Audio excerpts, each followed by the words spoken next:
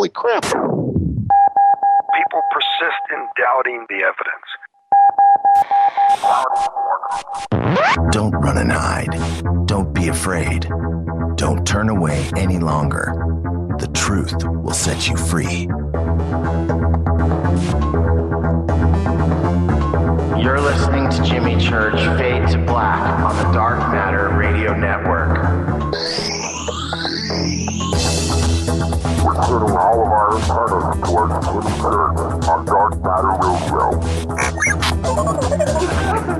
And now, your host, the captain of conspiracy, the prince of paranormal. This ain't your daddy's radio network show. This is Jimmy Church, Fade to Black.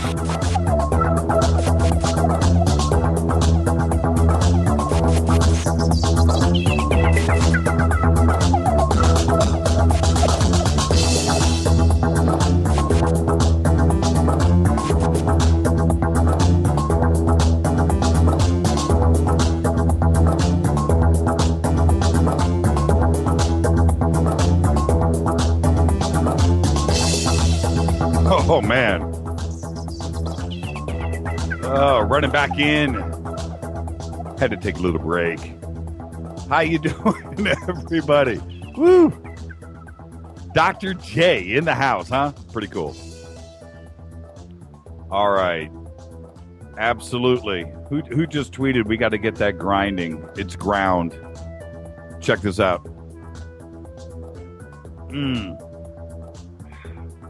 I don't know what's in that Starbucks anniversary blend, but man. Okay, all right, let's go. Fade to Black. Bespoke radio for the masses. I'm going to say this before I even say the date. Eugene is on fire tonight. Man. All right, today's Tuesday, September 16th. We're 258 days into that Gregorian calendar. We are live from the JP Motorsports Studios right now in sunny, smoking hot, Gates of Hell, Burbank. And I don't say that in jest. Everything here is brown and burning. You just look at it, it catches on fire. For KJCR, the Dark Matter Radio Network, I'm your humble host. Very humble. I know I seem cocky. I'm not. I'm cool. I'm very humble. I'm thankful every day I get to sit in this chair. Thank you. All right. Big salute. The proud men and women in uniform all around the world. Fighting that good fight, defending the right to the Constitution. For Dr. J to be on the air. Oh, we didn't even talk about Dr. J and what happened in the hospital. Man, that hour blazed by, and we didn't mention the Malibu deep underwater base. How did that happen? That's good radio. Dr. J, man alive, after what you went through 2 weeks ago, and to think that you act like nothing happened. Ken Beck just bacon-fueled Java. Bacon coffee. Oh, there you go. The best of both worlds. Bacon coffee. Researchers on a mission, Rome. Dr. J. Andy Elias. Man, that was pretty cool. All right. Can't wait to see who he's got next week. See, he knows everybody. Now I'm going to have to seriously wonder who's booking what and who's out there. Forget about coast to coast. I don't care about that. Dr. J, man. That's the dude right there. Welcome to Dark Matter. And wow, what an addition to the network is Dr. J. And that kicks butt. Not only that, I'm going to say this right now. His parents, his family, owns this restaurant down the street here. That is amazing good. So now all I got to do is just thank Dr. J every day, and I get to eat a free meal on the way home. And that's what I'm talking about. All right. It's called the James Restaurant. It's killer. It's a historical California landmark. Yep, it really is. Truly. You walk there, there's the plaque right there on the wall. Today, not tomorrow, not yesterday, today, Mickey Rourke is 62 years old. I say this all the time. He looks at, well, you know what Mickey does look at? How do you go from What was that movie called? 9.5 Weeks. What was that movie called? How do you go from that to Mickey of today? I don't know. His best movie, without question, small part, best movie, Buffalo 66. If you've never peeped that out, that Vincent Gallo, that movie, who was the star in that with him? Was it Christina Ricci? I can't remember. Man, I've seen that movie so many times. I get her confused with anyway, doesn't matter.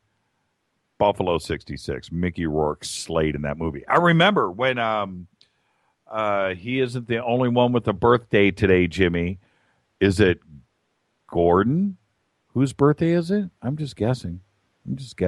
Happy birthday, man. In Buffalo 66, when Mickey Rourke came on the screen, I hadn't seen him in a couple of years in the movie. Forgot. And I'm like, who is this dude? He is good. He's playing the best gangster I've ever seen. And the credits roll, and it was Mickey Rourke. I thought Mickey had like a prosthetic chin on. Like he went into the makeup room and said, hey, I need the Jay Leno chin. Can you guys put a Jay Leno chin on me and putty that up? Mickey was deformed. And man, did he play it. Buffalo 66, Mickey Rourke. All right. Also today, Ed Begley Jr. Ed Begley Jr., 65 years old. His best movie, I'm a little, I don't know. I'm leaning on Best in Show for Ed Begley. I'm leaning on that. But then again, it's like any Mickey Rourke is a cyborg. Yeehaw! That's from Klaatu. Yeah, great movie, Buffalo 66. If you haven't seen it, man, you've got to check that out. That is one of those sleepers. You watch that from beginning to end, and you're just like, why haven't I seen this before? Why don't people talk about this flick? Yeah, Buffalo 66. That's one of those movies that you can whip out on somebody and pop that DVD, and they probably haven't seen it. And then they leave your house going, dude, thank you for that. And you look like you're the cinema genius. You know, Buffalo 66 is one of those flicks. Ed Begley, 65, Best in Show. I was trying to think, A Mighty Wind. He's really good in that too. But, you know, any Christopher Guest movie's good. But, yeah, A Mighty Wind, Ed Slade in that too as well. Follow us on Twitter, @JChurchRadio. That's what you want to do. @JChurchRadio. Hashtag DMRadioNet. Yes, come hang out in the sandbox. Transylvania 5-6000. That was actually good. That was actually a good movie. Come hang out with us right now in the sandbox. Tonight, Courtney Brown, farsight.org. And I'm going to talk a little bit about that in just a minute. But I did get a sneak peek at Courtney's latest work, part 1 and part 2 today. And I've got to tell you, it's all on 9/11. I'm just thoroughly disturbed right now. Going into the Dr. J's show, I just wrapped up part 2, and I had 9/11 on the brain, man. Ooh. Oh. So anyway, we'll have Courtney on tonight to talk about that, part 1 and part 2. And it's going to be good stuff. All right. And I will, with Courtney's permission, open up the phone lines tonight. Coming off of the anniversary of 9/11, Courtney's 2 presentations that were just released came out. It looks like it came out post 9/11, maybe it was on the day or the day after. We didn't get him on the show. I know that I think yesterday he was on John B. Wells, and he's with us today. I wish I would have heard him on John B. yesterday, because I'm sure John B. Just got some stuff out of him in the way. John B. and 9/11 and Courtney Brown and this new stuff that I saw today, I bet you yesterday was a riveting show. And, we love John B., and I'm sure that was amazing. But today we have Courtney, and I've seen the videos. It's disturbing. It really is. It's twisted. It really is. Email throughout the show. Jimmy@jimmychurchradio.com. The producers are back here today, so we have a full house. Last night we didn't. I had to run the show by myself. It was it was a nail biter, but we got through it. Last night was great. Micah Hanks. All right. You know the call-in numbers, 323-825-5045. You can also Skype in as well, and that is Fade to Black 14. No spaces, all lowercase.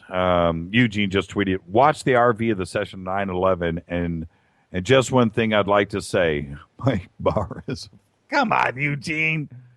Come on, man. Let it go. Let it go. It's just an opinion. What if I came on the show? Everybody, what if I just came on and went, you know what, check this out. I mean, I don't believe this, but what if I came on the show and said, you know what, 9/11 was just a thing. Just some crazy guys crashed some planes into some buildings into the Pentagon is the end of the story. That's it. Government didn't know, caught everybody by surprise, and did that. Well, you know what? It's just my opinion. And Eugene, what if that was just your opinion? Let it go. It's okay. It's just an opinion. That's why people come on this show, so we can debate and learn. Eugene. Man, he stirs the pot, doesn't he? He's good. He's good for the show. He's good for me. Keeps me on my toes. Email. I got a bunch of really crazy emails. And also, I don't know why, but I got some messages on the Fade to Black fan page yesterday. And I'll get to those right after the break. Let's see. Let me see what else I got going on here that I can talk about before the break. If not, you know what? I'm going to read this. I'm going to read this email before the break. Then we'll go because it's long. This is from, and I like this. This is from Brad in Atlanta. And Brad in Atlanta obviously listens to this show a lot because he knows that there's 2, 3, 4 Brads that write in all the time. We got OG Brad. We got KGB Brad. We got all these Brads. So now Brad, this is Brad in Atlanta. And I think he's a first-time writer because I've never seen a Brad in Atlanta before today. He says it was a preemptive tracer round from a distant UFO, making sure they have distance and windage correct before they release the full volley. You must be getting too close to finding their outpost. Interesting email. And let me do this one here too. This one is name withheld. I'll try to squeeze this in. Name withheld. Had to. Just listen to the email. He says, after some thought and consideration, I figured I can share with you some of what I know. However, the only thing I cannot mention or will not are company names. I'm a certified airframe and power plant technician through the FAA and DOT. And in that capacity, I have worked on numerous aircraft from puddle jumpers to military federal aircraft all over the country.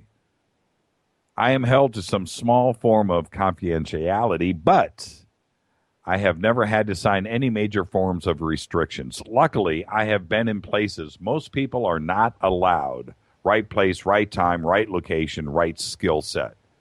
There is a major distinction between military aircraft and federal aircraft. Yes, the military does have black aircraft, but they pale in comparison to what the federal government possesses.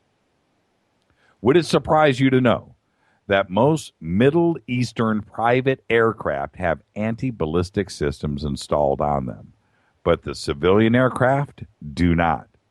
Would it surprise you to know that the Israeli military possesses aircraft built by a U.S. private aircraft manufacturer that can see and hear on the ground, pinpoint accuracy, from 20 to 30,000 feet? However, your black federal aircraft is a misnomer. They hide in plain sight and are painted all white. Not to mention, they are in the air above you at all times. The government keeps them on the move, usually not in one location for more than a few days. That is an interesting email. And I love getting stuff like that. This is Fade to Black. How you doing tonight, everybody? It is gonna be some fun. We have Courtney Brown. Courtney Brown at the bottom of the hour. I'm going to get to some more postings and some more email right after the break. I got to say thank you for Dr. J. Welcome to Dark Matter Radio. Looking forward to you next week. And I will phone bomb your show, I promise.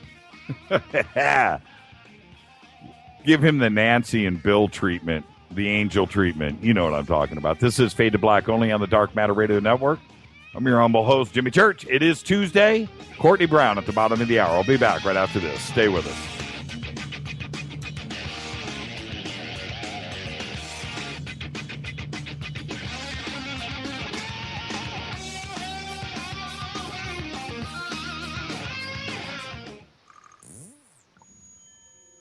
You're listening to Jimmy Church Fade to Black on the Dark Matter Radio Network.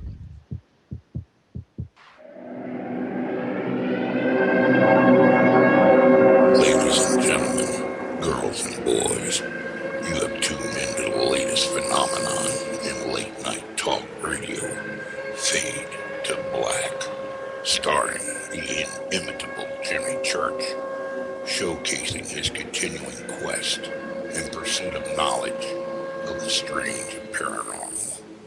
Sit back, open your mind, and let's get cracking. What's up, revolutionaries? It's me, Jimmy Church. Do you have an IRS or state tax issue? Well, I did, and I called national tax experts. My problems were fixed, done, fini, and man, I got to tell you, it was a relief. National tax experts are a recognized tax office that services clients in all 50 states. Doesn't matter where you live. Give them a call. I'm telling you, they take the time to understand each and every client's individual financial status as well as their financial goals. And that's exactly what you need, my brother, when you're taking on the evil three-letter. So, seriously, give them a call today at 1-877-909-5444.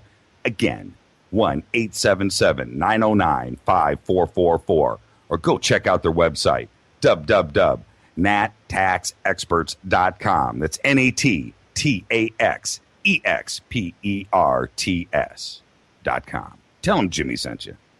This is KJCR at JimmyChurchRadio.com. On the Dark Matter Radio Network.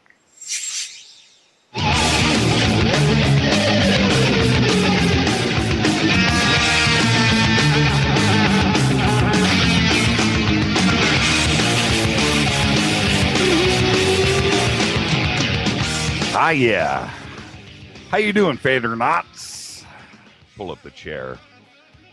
Oh, my light has gone out. No. Oh, there it is. It's back on. Got to have things right. Pen in the right place. Mouse at the grab. Mice. There's mice. Fade to Black. Only on the Dark Matter Radio Network. All right. Tonight, Courtney Brown, 9/11. He's got some new remote viewing. Tomorrow night, Grant Cameron, 2013 Researcher of the Year. Really excited about having Grant on the show. And I'm going to pick his brain. Got some stuff I want to talk to Grant about. Tonight, Courtney Brown. By the way, we do have a new column on TweetDeck. It's F2BQ. Hashtag F2BQ. You got a question? Got a question for me? Got a question for tonight for Courtney? Bang it right there. Hashtag F2BQ. All right? It's there so just to keep it clean and uncluttered. So when that pops, it'll catch my eye and I'll look. Okay, that's what it's there for. Don't abuse it. Keep it nice and neat. Nice and neat. On Facebook, check this out. Check this out. This is great. I don't know how this happened. This is from Pierre Before. He says, hope to see more episodes of your show on YouTube.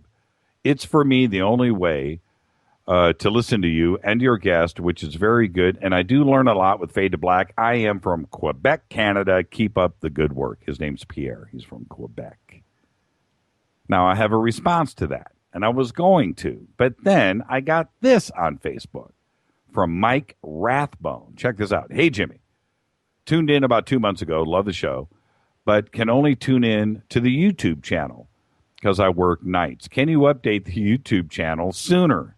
I also noticed there was a few shows missing that were not uploaded. Please. Thanks. From Edmonton, Alberta, Canada. Now, what are the odds? Two guys from Canada, the Great White North, one from Quebec, one from Alberta. What is that? It's 2,000 miles close apart, sending the exact same thing on Facebook on the exact same day.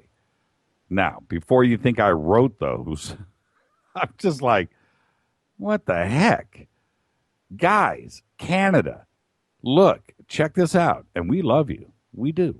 I know there's this big thing that goes on between Canada and the United States, or Canada thinks it exists. I'll say this right now. And everybody in Twitter right now that's from Canada, I want your response to this. But this is the deal. Seriously. We love Canada down here, but we barely know you guys are up there. You guys are quiet. You behave. You don't cause trouble. Everything's cool. Canada is like, we have to be reminded you guys are there. But Canadians think that the United States has attitude. We don't. We don't. We love you guys. But for the love of God, there's a thing called podcast. It's going to be huge. Podcasting is going to be the next big thing. I promise. So check it out. Go to jimmychurchradio.com, click on podcast, and there you go. There you go. Canada, check it out. It's called podcast. A weird thing went down back in the Olympics when the United States went against Canada in hockey. Remember that in the Winter Olympics? And I so did not want the United States to win not because of hockey. No, not because of the gold medal. Don't care. Because of American tourists. That's why. Just imagine you're a tourist and you got to go up to Canada and the United States has just won the gold medal in hockey. Oh, what kind of restaurant experience would that be? But down here we wouldn't care. We don't even know what hockey is. Save the emails. All right. This on Facebook. This is from Brett Sherman. He said, one line, very quick. Yeah, podcasts go to Canada too. It's the bacon, right? Yeah, Canadian bacon. Gotta love it. Have some in the fridge at home. Brett Sherman says, one line, you should have John Lear on this show. Period. I agree. We should have. We should have John Lear on the show.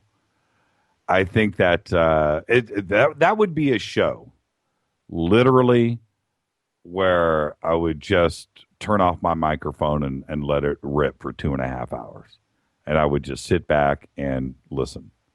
I would love to have John on the show. Some of this stuff is extreme, but I have often said, and I'll make one comment about John. I would love to have him on the show, by the way, is this. John has let things get a little bit too out there with his comments. He's let it go a bit too far. Everything from the past, Bob Lazar, that's all great stuff, and everything that happened and Area 51, and he was right there in the middle of all of it. Just write on that and tell us those stories, John, because I'll listen forever, and I've got questions, and I will always do it. But Bigfoot on the moon with an antenna and souls, that's where I kind of draw the line. But you know what? I'll bring him on, let him tell us all about it. So I'm going to reach out to John, and that's why I read Brett's. Okay, this is an email. Let me get to these before we get to Courtney. This is from Jason Wisdom. He says, short and sweet. Love the show. Question. It seems to be getting harder and harder to know really to take serious the news these days. We've been burned by our government with so many false flags that it seems most of us, myself included, automatically question whether the government has a hand in the atrocities we see all around us. For example, I just automatically blow off all of the fear-mongering by the mainstream media about ISIS coming to America because I just automatically assumed they're yet another CIA-funded group. Would you have any advice on how to know what and when we should take seriously from the mainstream media? Jason, look, you're preaching to the choir here. And I said this the other night on the show. I'll say it right now. Whatever you hear mainstream media, this show's different and stuff on the net is different. Even Alex Jones is a little different. But when it comes to mainstream media, man, no matter what it is, whether it's Ferguson, Missouri, or whether it's ISIS, whatever you hear, take it, flip it 180 degrees, and you're going to be closer to the truth than what's coming out of the speakers. And that's what I do. Every time I hear something, no matter what it is, I just stop and I just think, okay, what's the opposite here? What is the exact opposite? And I'm comfortable with that, whatever it is. All right, that's how I deal with it. I know it sounds a little loose, a little off the cuff, but it's the only way that I can handle the mainstream media. I know that how they've dealt with me, how they deal with friends of mine, how they deal with other researchers out there. News that happens right here in LA that you can just witness, and then you hear something else on TV later on that night, and it's just nothing ever feels quite right. And then I have to stop and just flip it over. Flip it over. Oh, they said black, it's white. That's what you do. They said 100, go negative 100. That's what you do. It doesn't matter. And you're okay. That's what I do. That's my advice. And also, I was watching, late last night, I was watching an interview with somebody, long interview on the net, on YouTube. And it was extreme. It was out there. I'm actually going to do a story on this next week. I'm going to do a show on this next week. And I'm listening to this gentleman, and everything that he said, I practiced. Everything that he said in this interview, I flipped it for 2.5 hours. Had to. It was way, way out there. So I practice what I preach. Now, if this particular gentleman was on this show, my advice would be take it, listen, and go and investigate the truth for yourself. That's what you have to do. You have to. You just have to. You have so much out there that is available to you to go and research and learn now. I mean, it's all at your fingertips. You don't have to go down to the local library. It's all right there. Whether it's documentaries on Netflix or it's YouTube or the net in general, you can go and listen to whatever you want and watch and learn and read. No more are you just saddled and tied to a talking head on one of 3 networks. You don't have to do that anymore. I know I say it every day, but it's very important. Very important. All right. Tonight, Courtney Brown, new 9/11 remote viewing. I'm going to go, I'm going to get out of here early so I can get Courtney Brown right back on the show. So let's just do that. I'm excited. Courtney Brown in the house. USA Hockey, better on what planet? Yeah, from Keith McDonald. Follow us on YouTube at JChurchRadio. Shoot me an email to Jimmy at JimmyChurchRadio.com. I'll be back with Courtney Brown right after this. Stay with us, everybody. Do not touch that mouse. This is Fade to Black. Are you afraid of the dark? Don't move. Don't touch that mouse. You are listening to Fade to Black, bespoke radio for the masses, on jimmychurchradio.com.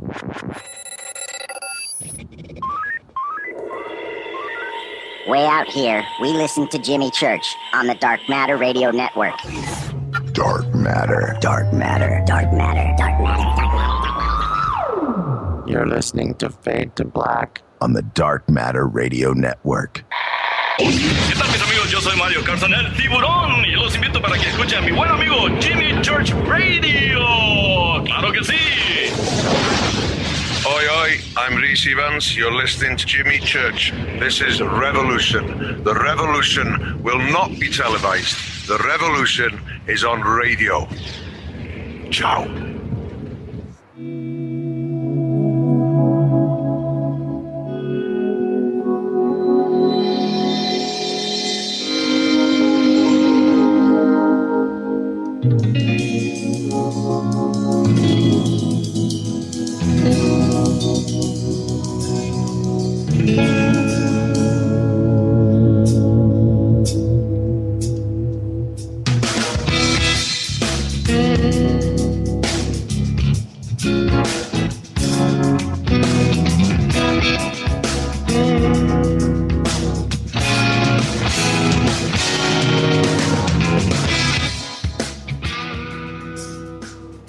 All right. Fade to Black. Tonight, Courtney Brown. Tomorrow night, Grant Cameron. Got some good stuff, man. This week, I can't say enough for how we managed to put things together here on this network and this show. But just a great week. Tonight, Courtney Brown. And I just want to, let's just get this cracking and jump right into it. I'm so excited.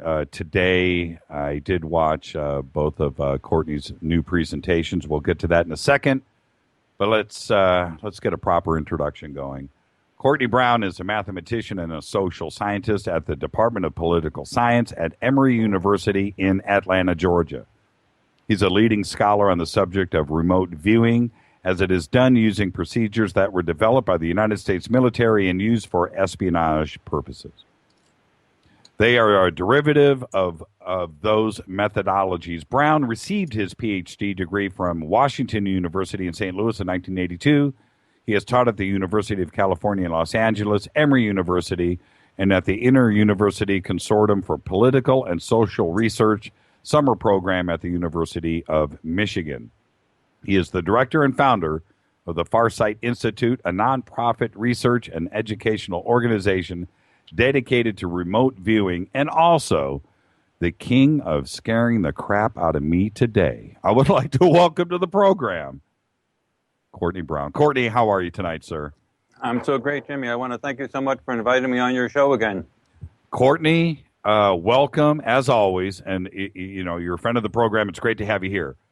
But I said this, I was on another show before Fade to Black tonight, and leading up to that, I watched both of your presentations today, and I go on to this other radio program as a guest, and I can't think about anything except for what I saw today. And let's get into that in a bit, but I'm just telling you, it was commanding. It was pretty strong stuff. And so we'll get to that in a little bit. I don't know how you guys do it at Farsight. I really don't. Actually, maybe I should just mention a little bit about that. Remember, Jimmy, we're all volunteers. And if you look at our projects going back to the 1990s to the current, we're getting better at it. And we don't get salaries for any of this stuff. It's all done in our spare time. I don't do any of this at the university where I teach. I teach mathematics, science courses, statistics courses, things like that. But this is all done at my spare time. And this is the same as with Daz Smith and Dick Algire. And for and others who have worked at our projects, Deborah Duggan Takagi and others. So many others. So the point is, I have never seen a group of amateurs do so much that looks professional. but it's we're getting better at it. We're getting better at it. And every time a new project comes along, our resources increase a little bit, and Yeah, I mean, this... Before we get into 9/11, and obviously we just passed the anniversary, and we had a flaming hot show that night with our callers. That the thing was, our normal open lines night is on Thursday. It happened to be on the anniversary of 9/11. Okay. So we open up the phone lines, and the emotions out there, no matter what side of the fence you are on, are just as hot, and maybe even hotter today than they were that crazy day 13 years ago. And that's a pretty scary thought, but it's also something that for me, and I would like your comment on this, I'm glad, I'm happy that we haven't forgotten. We have not. Well, it's not just not forgotten. It's not resolved. That's the problem. See, the problem is... Oh, that's a good thing, but that's a good thing. You know, that's a good thing. It's not resolved, and we haven't forgotten about it, and we are continuing. That's my point. We haven't just let it go. Yeah. Now, there are so many things that happen in the world. The issue is that most of those things, almost all of those things, have alternate explanations. People saying, no, it was this, no, it was that. And it doesn't have any traction. People don't follow it because it just doesn't make sense. On an inner level, it just doesn't resonate. The problem with 9/11 is that the official story doesn't resonate. The official story is just bonkers. And the reason this doesn't go away is because in people's hearts and their psychic souls and their sensibilities of what is real and what is not real, they know that this is not yet resolved. And so what we've seen is a growth industry over the last few years of, very prestigious people, famous people, authorities, come forward and organize themselves into groups that are now huge, thousands strong. And it's not just that they're people, but they're like really big people, like they're authorities from, I've seen 2-star generals all the way down to major architects, major engineers, pilots, pilot groups, airline pilots, large numbers. They were talking thousands here, coming out and saying, look, the data on the ground don't match the official story at all. And there are so many anomalies associated with it. But, can I just say something here, Jimmy? I have to confess my own idiocy for a second. I'm now entering the realm where I'm sort of saying, look, the official government conspiracy theory, meaning the official story that the government has said since the events happened, is bonkers. But that's not the way it was before I started this project. Well, and I'm going to let you continue, but let me say this. Back when the events happened that day, and as the days move forward past that, and the conspiracy theories about whatever started to surface, that was the extreme minority view. We were extreme. It was like, no, come on. And now today, here we are 13 years later, and the conventional of the population no longer believes the right. I mean, we're talking nearly. I forget the latest statistics on this, but I think it was getting close to 50% of the population, or way over 30%, simply thought the government was lying. Yeah, I think it's way higher than that now, and I would have never thought that 13 years ago. Never. And it has taken hold, and I think people are pretty smart. And some of the now, and this is the other thing, Courtney. It's not one. When I say conspiracy, I don't want to say that, but for the sake of argument, for clarity, let's just go with that. One conspiracy view, whether it's a tactical nuke or it's whatever there's so many different views, so many different conspiracy theories out there, and it's not just one that has taken hold. They're all gaining traction. They're all out there and on the table. It's really, really frightening how the public in general is cool with that, and that is frightening for the government. I would think they need to do something. They need to fix this. Well, they're silent right now. Well, actually, let's back up just, Jimmy, for a second. why am I on your show? Now, that's a good question to ask. Why am I even here? Meaning, not why am I wanting to talk about a project that was done at the Farsight Institute, but like, why am I being allowed to talk about this? Meaning, if you go back to the 1950s, I'm going to say something that for you is hearsay, but for me is real, because I can't bring the people in front of you for you to interview them. So anything I tell you about what someone else tells me is hearsay and would be dismissed in court. But it's nonetheless happened to me, and I've told these things point blank by the people who did it. And so I'm going to tell you what happened, whether you believe it or not. The intelligence people in the agencies have disrupted UFO groups since the 1950s. Now, what basically they do is they're very clever. One of the things that the intelligence people want you to believe is that they're much less capable than they're capable. They're very clever, very creative, very clever. They can do things that you just can't even imagine. They're way better than anything you think. Very intelligent, highly skilled. And what they basically do is they disrupt like UFO, extraterrestrial type of UFO groups. Typically, simple things are to infiltrate the group by just sending people to join as members and then cause fights. So everybody's fighting, backbiting, and then they break up and everyone's disgusted and the groups get broken up. This has happened since the 1950s. It's also happened with respect to groups circulating around the JFK assassination, other things. But the UFO groups is the real big one that's so easy to follow. And I've been told point blank that they did this, and it's been very successful. Now, with regard to the 9/11 events, you've had the growth of major groups, like the Architects and Engineers group. That's got thousands in it, like thousands. The pilots group, there's over 1,000 of those. I mean, those are airline pilots, major pilot groupings, very prestigious people. The Architects and Engineers group has their own set of documentaries, but there's also a documentary it's only 15 minutes long, the short version, that is widely available for free on YouTube, hosted by Ed Asner, former, the famous actor and former president of the Screen Actors Guild, the job once held by Ronald Reagan. And so these groups, the 911 truthers, they've got prestigious people, authorities all over the place doing that, and nobody's disrupting them. Nobody's disrupting them. So everything that you saw the intelligence people doing since the 1950s with other issues, they're not doing with this. I mean, I'm here on your show. Why am I here on your show? I should have, if the pattern had followed, we would have been disrupted long ago. We don't have any secrets from the intelligence community. We don't encrypt our mail, our emails. We don't encrypt our voice conversations. We don't hide anything. We're the easiest thing for them to find out everything about. They can blast into any computer on the planet, bar none.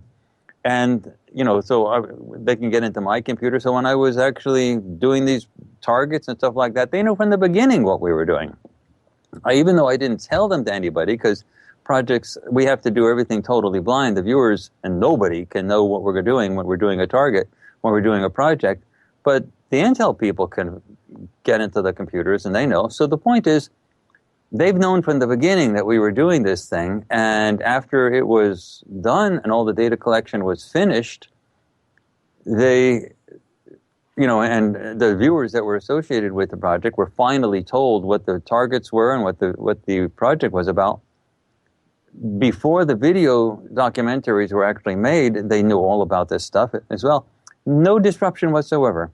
So none of the groups are being disrupted. Now, that tells you something, Jimmy. That tells you the only reason that can happen, the only reason that can happen is the government has got to be split right now.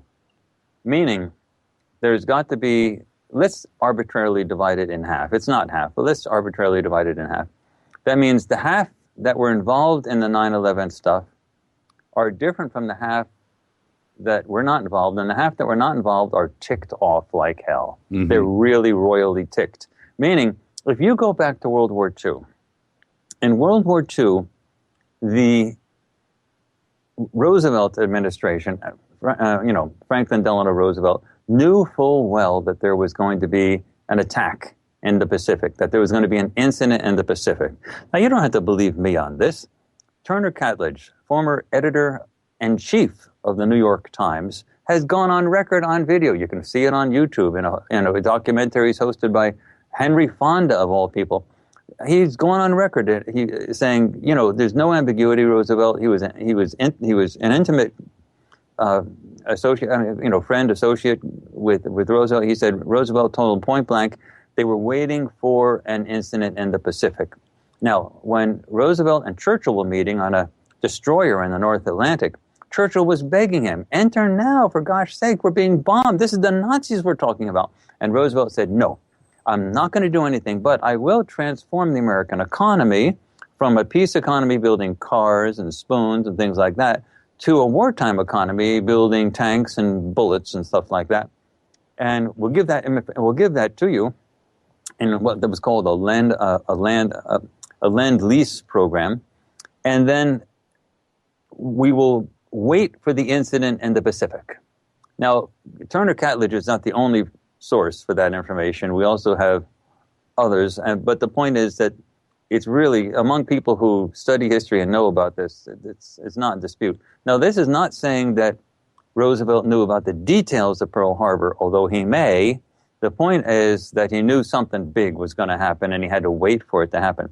You see, he did not want to enter World War II the same way Woodrow Wilson entered World War I, battling people politically on the home front at the same time he was trying to fight a war. So Roosevelt wanted to have a completely united nation that was fighting the Nazis. Now, he knew he was going to have to fight the Japanese, but the real battle he knew was the Nazis. So when the attack in the Pacific happened, Pearl Harbor happened, Roosevelt looked shocked. He was aghast. My God, what happened? A day that lived in infamy. And, within days, the war was declared against the Nazis and Japan, and World War II really started for us. But now look what happened. Let us say it was a trick. Who's complaining? I mean, if he didn't do it, he had domestic opponents that were very powerful, such as Joseph Kennedy, the father of Ted Kennedy, Robert Kennedy, and John Kennedy. He was the former ambassador to Britain, and he was viciously anti-British. A lot of people, including Joseph Kennedy, were adamant they were isolationists. They did not want any American troops in Europe fighting European battles. Roosevelt had to silence those people, or he would not have been able to fight that war with a single mind. And he did. Pearl Harbor silenced everybody. And we entered World War II. We defeated the Nazis, defeated the Japanese. And who's complaining? Because if we had not done that, the Nazis would have eventually conquered us, and we would not be talking right now because we'd all be under Nazi occupation or dead. So the point is, nobody's complaining about that. However, 9/11 is different. 9/11 is different. Al-Qaeda was not the Nazis. I happen to know how good those intelligence people are. For me, I know this is hearsay. You can't believe it just because you hear it from me. But for me, it's impossible for those intelligence people not to have known everything about the Al-Qaeda people. Everything. You have no idea how good they really are. For me, it's impossible for them not to have been able to stop that from the beginning.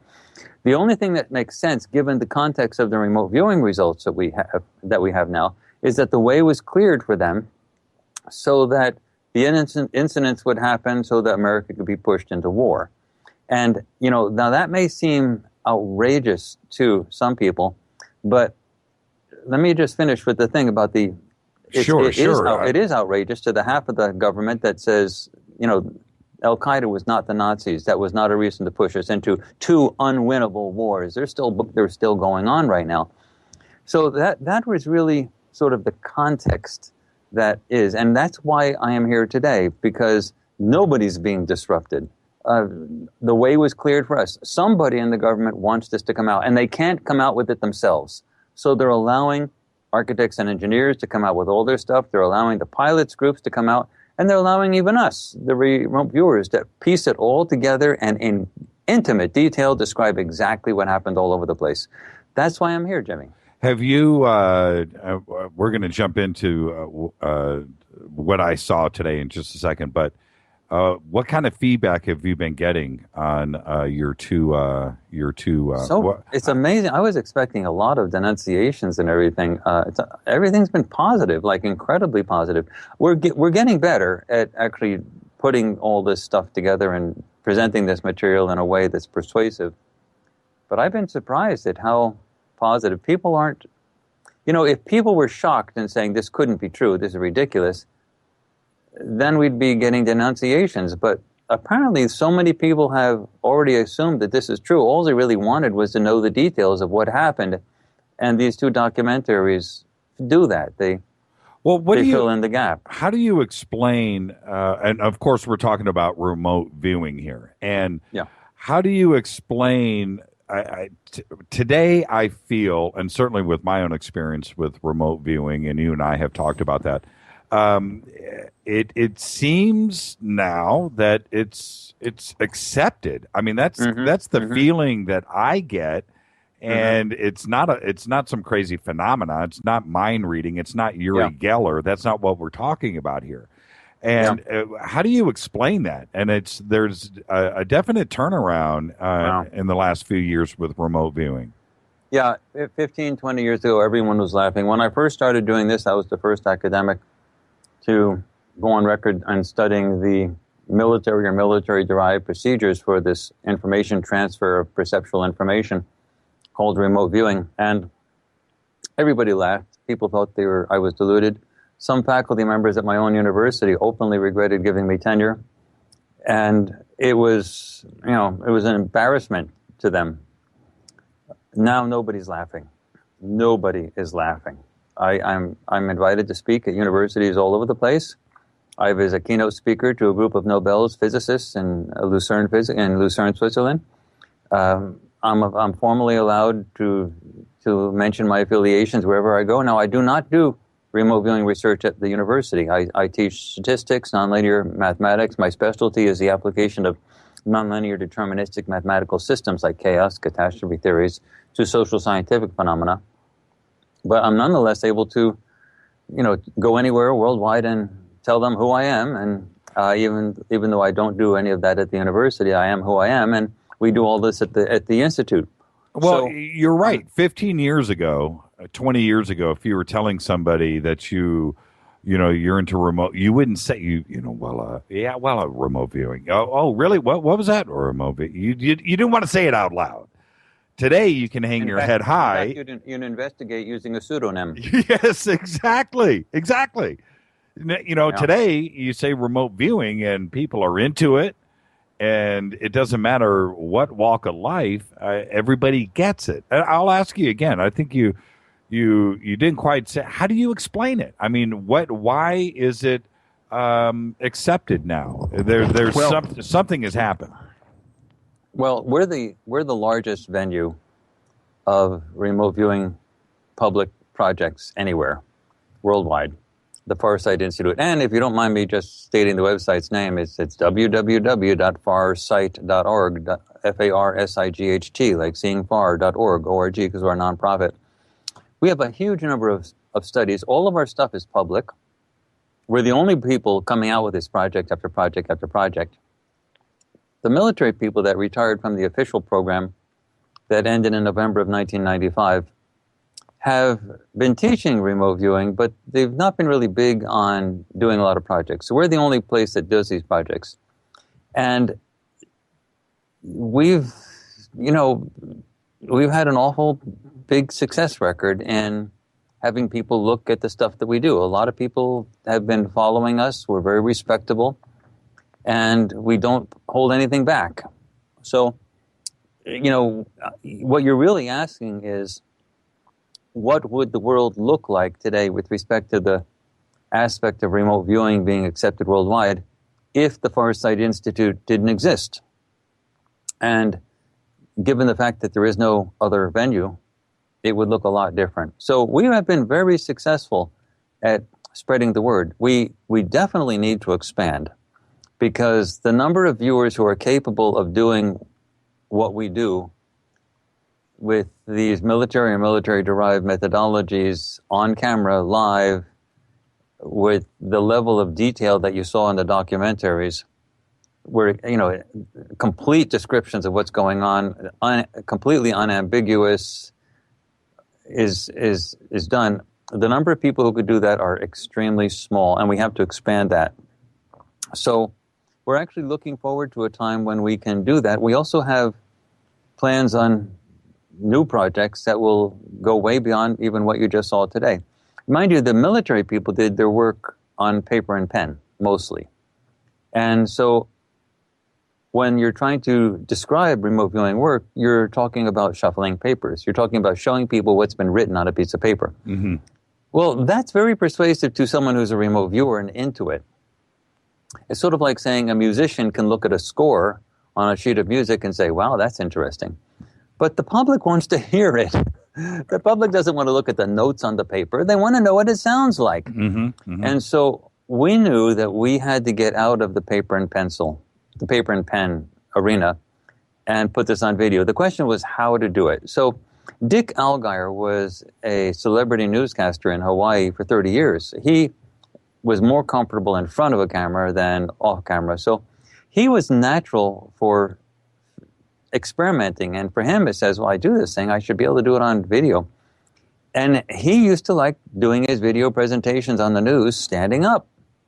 So he said, well, let me take a whiteboard and try to do these sessions standing up. And it worked. And I was very resistant to the idea. And he finally said, let me just try something with this new project you have. And in the old days, it was the Atlantis project. Again, we do all of our work totally blind. So he at the time did not know it was Atlantis. He just knew there was a project. He had done some paper and pen sessions. And he said, let me just try to continue a session on whiteboard standing up. I said, okay, try it. He sent it in. It was great. I said, it's wonderful. So we used it in the Atlantis documentary that we came out with. And then we did the Great Pyramid of Giza project. And at that point, I said, okay, let's just do this. So let's have half of the work being done on paper and pen and half of the work being done on video. And at that time, we asked Daz Smith, who's out in Britain, to do the work on that, plus Dick Algire to do the work on the Giza project. And so Daz fortunately had a camera, and we had to tell Daz how to use it, how to set it up, what to do it for this type of a project. And he was game for it. He was okay with it, so he tried it, and it turned out really nice. So we came out with the Giza project, the Great Pyramid of Giza, and that was half paper and pen and half video, but it turned out nice. And then we started this new project, and then I was the one who made the decision. I said, let's just use the paper and pen sessions as warm-ups, just to get people started. Because you have to have a feeling for the target a little bit before you want to launch into something on video, because you don't want to bore people with introductory ideogram stuff and things. And so this was, from the beginning, going to be a video project, not a paper and pen session project. So we sort of structured it that way. Everything was on blind. I sent an email to Daz and Dick, Daz Smith and Dick Algire, saying, well, okay, we have a new project.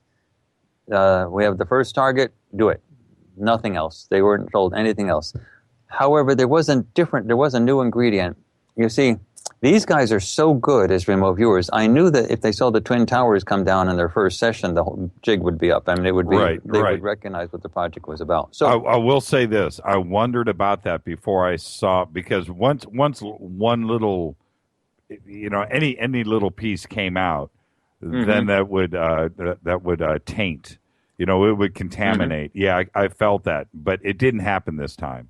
It didn't happen for a reason.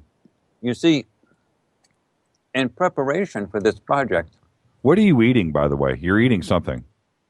I can tell. Oh, you actually heard that? I'm sorry, I won't do it again. Everybody on Twitter is I have not eaten since 5 in the morning, and right now it's 11, and I was about to faint, so I was trying to stick a couple mouthfuls in myself in between things, but I won't do that again. Everybody is tweeting. They're like, "Man, Jimmy's really comfortable. Courtney's comfortable. Man, they're drinking coffee and eating on the air. I'm drinking coffee too. I am eating something, but that was only because I felt.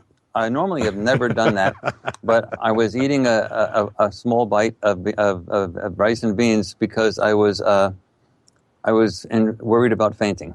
So I have been going since 5 in the morning. I taught at the university today. I had to wake up early in the morning as well, and right now it's 11 o'clock. Yeah. And I say start at 5 in the morning when I had some food last, and now it's 11 o'clock, and you really can't be sort of tired or sluggish when you're on radio.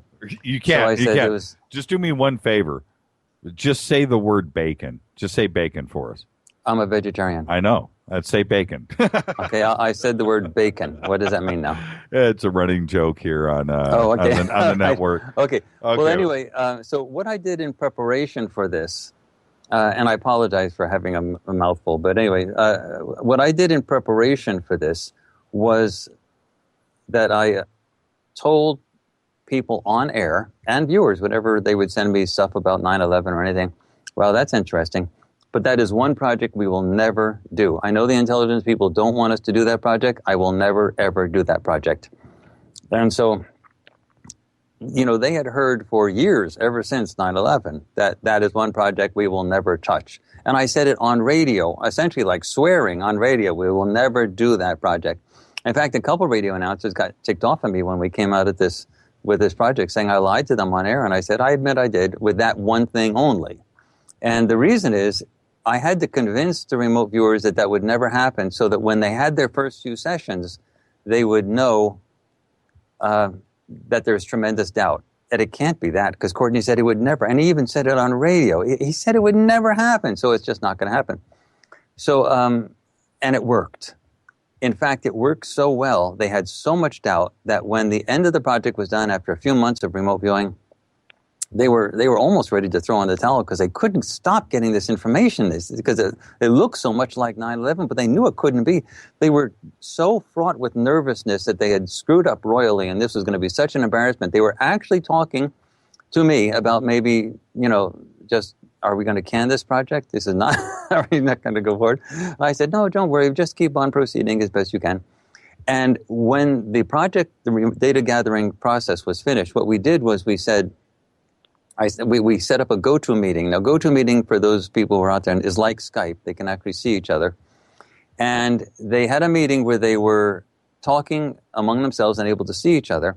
And during that meeting, they were going to be told what the targets were and what the project was all about. So that was, that was going to happen on that meeting. This is after all the data were in, everything was locked and sealed. We had all the video sessions, everything done.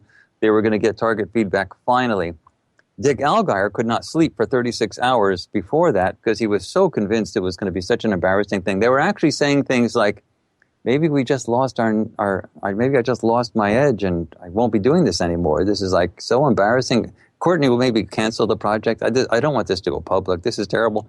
Anyway, and Daz Smith, apparently you could actually see the sweats of, the beads of sweat on his brow. And, they were nervous. And then in the conversation, they clicked on the link that I sent them, and they opened up the targets, and they saw the project, and they saw remote viewing 9/11. The palpable sense of relief could have been detected a star system away. I mean, you're kidding. And the conversation went sort of like that. That's impossible. He said he'd never do anything like this. So, Jimmy, I normally praise the remote viewers, always. I always say these are the best remote viewers. They really did a job. But this time, let me praise myself. I pulled this off. When you have the best remote viewers on the planet doing a project with targets that are so over the top like that, and to keep them in doubt to the very end, with years of planning to pull that off, I'm sorry, Jimmy, but I don't know anybody else who could have done it. I pat myself on the back on that one. It was well done. This is Fade to Black, only on the Dark Matter Radio Network. I'm your host, Jimmy Church. We are talking with Courtney Brown, Farsight.org, Farsight Institute, .org. And the two documentaries that we're talking about, you can go to farsight.org. They are there. Also, it's on Vimeo, but I think we have your Courtney Brown website up. Is there... Farsight.org is the better one. It is the better one. So Courtney Brown is about me. Farsight.org is about the remote viewing stuff. Right. We'll get that fixed. Not a problem. Yeah, CourtneyBrown.com is about everything you want to know about me plus. Farsight.org is the institute. You know what I dare you to do on the next documentary? You got to do the bandana on the documentary. Shun the suit and just go for broke. Actually, there is an issue, Jimmy. You see... Why? Well, I'm the only white person in my family. I have a brother and sister, but they live far away. Everyone else in my family is of African descent. Right. Including my son, who's African American. Mm-hmm. And he wanted to grow his hair after high school. He wanted to grow his hair long, and right now it's like almost past the middle, like almost approaching the middle of his shoulders, his back. I mean, it's like real long dreadlocks, and he's got this long hair, and I have been shaving my head for a few years now and wearing a bandana. Now, I have some African nieces who have been telling me, Courtney, this is ridiculous. What do you think you are? And I said, no, this is the latest, Pitbull. Look at Pitbull. And they say, Courtney, you are not Pitbull. Pitbull has a round head. You've got this like bump on the top of your head. It's like stupid. You look terrible. It's bald. And what you need to do is to let your hair grow. So after a couple years of being yelled at, literally, Jimmy, yelled at, I finally said, I let it into my consciousness. What would it be like if I just let my hair grow out? So what I'm going to be doing now, when I've committed myself, you know how they say like father, like son? Right. Now it's going to be like son, like father. I'm going to let my hair grow. And it's going to grow like 2 feet long. You're going to do I'm going to have it in a dreads? ponytail in the back, but I'm still going to use a bandana. Ah, gotcha. Well, see, it just, when you wear the suit and the glasses, and we know what you do during the day for a gig, you are that guy. But when you do the bandana and you lose the glasses, you're like a totally, it can't be, it's Dr. Jekyll, Mr. Hyde. I mean, it's two different guys. Well, actually, I wanted to talk about that with Dick and Daz. God, that didn't sound right. But Dick Algire and Daz Smith, their styles couldn't be more different. And you referenced musicians earlier.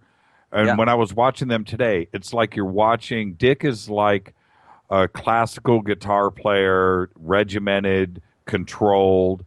And Daz speaks faster than he can write. He's thinking, he's more like an improvisational kind of guy.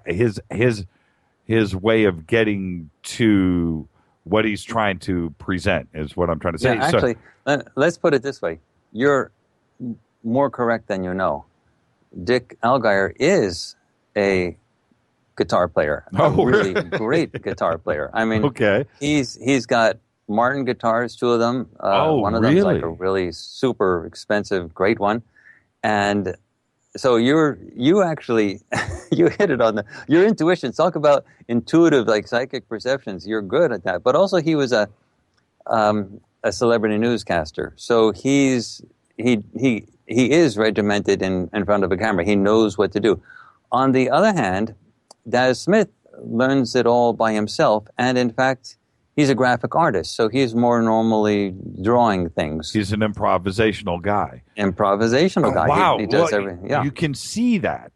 And also, with Dick, there's one thing that Dick does, and when everybody goes and watches the documentaries, and I encourage everybody to because it's mind-blowing, Dick does one thing consistently. Well, they both have their crutches, but what Dick does, when he's thinking, he does this weird thing.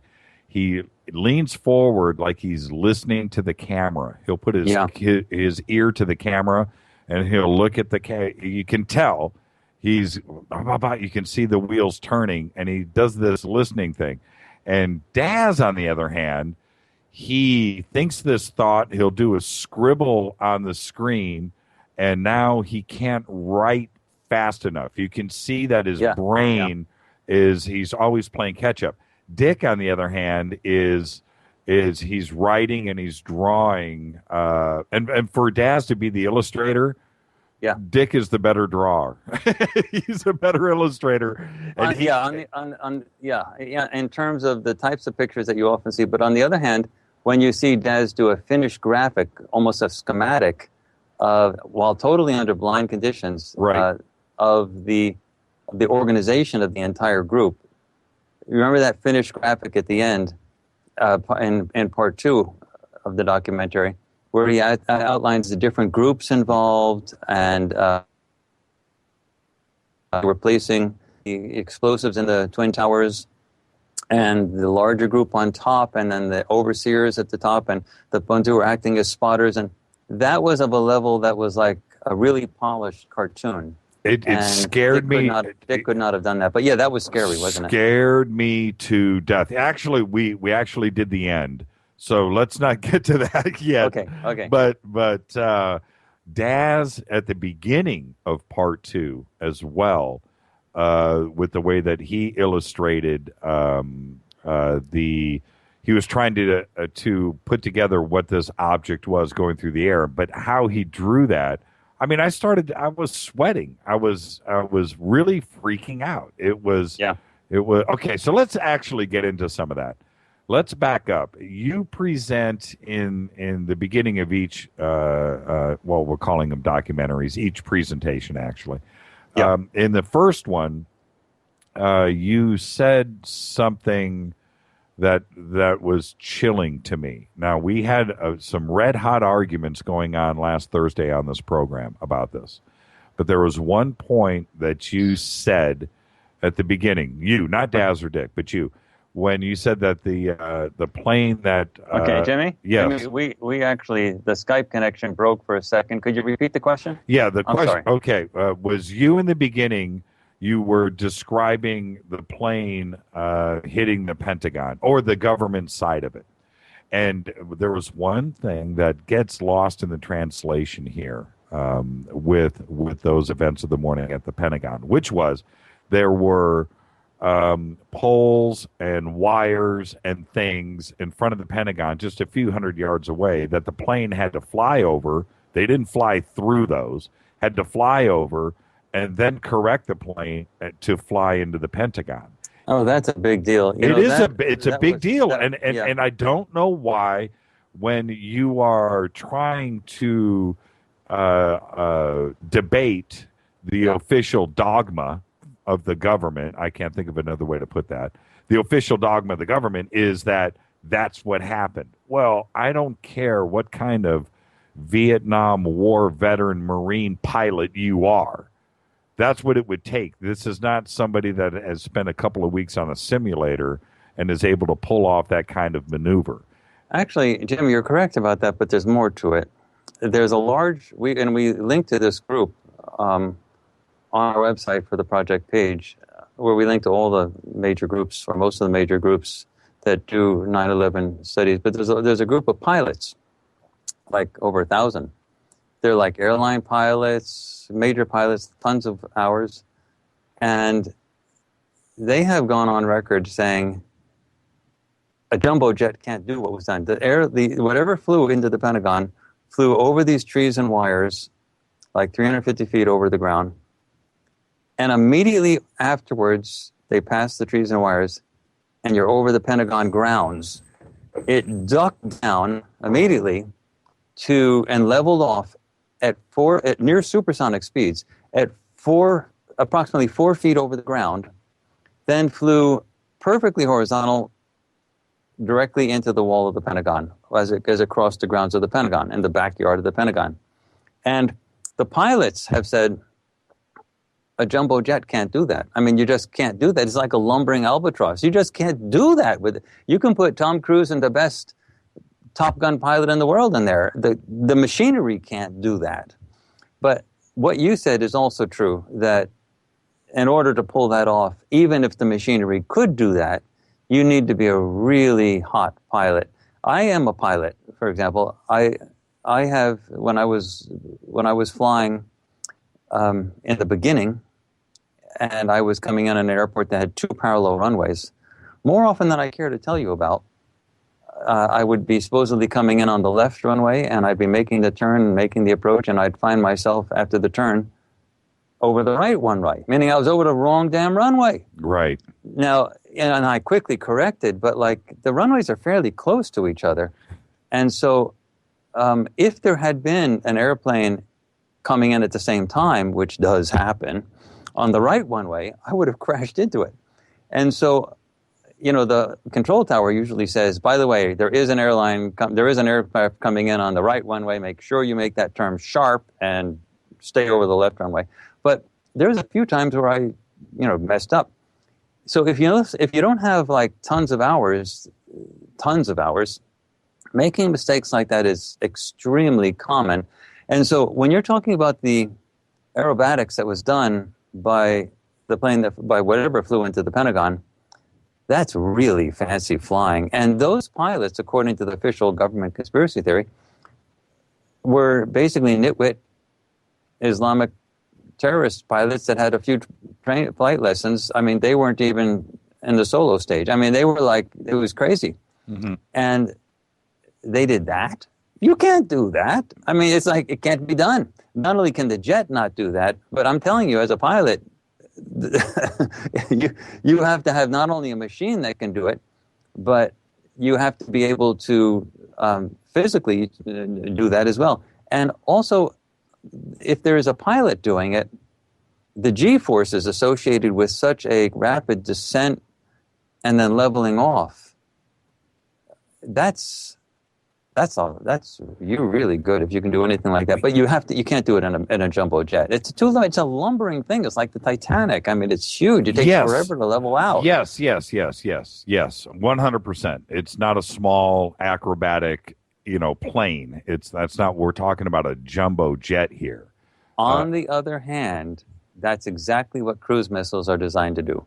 Meaning, they are designed to get around at near supersonic speeds, trees, wires, to fly through holes. Mm-hmm. They're designed to do exactly that. And you don't have to worry about any G-forces because there's no pilot in there. You just do it and it's done. Yeah. And they're controlled remotely and so on like that. So whatever it was, flew as if it was a cruise missile. And the remote viewing data seemed to indicate that that's indeed what it was. Have you ever seen, and not to segue, but have you ever seen a Patriot missile like intercept another missile? Have you ever seen the turn that it takes at 2,000 miles an hour? It's like, bing, right turn, right into it. Yeah. You're absolutely right. You're on that point, traveling at 700 miles an hour, 600 miles an hour, whatever it was. Before I forget, there is another thing that you show at the beginning of the presentation. Is when you talk about the wings. And there were no wings. Yeah, when you show the hole at the Pentagon right after the impact, there is nothing right or left.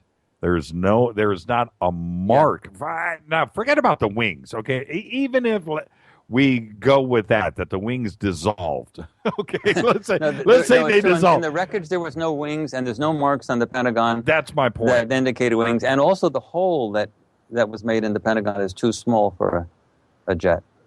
There was not a scratch either side of that hole. I could be, maybe everything out there was photoshopped. Maybe everything is color corrected. Maybe everything has been removed.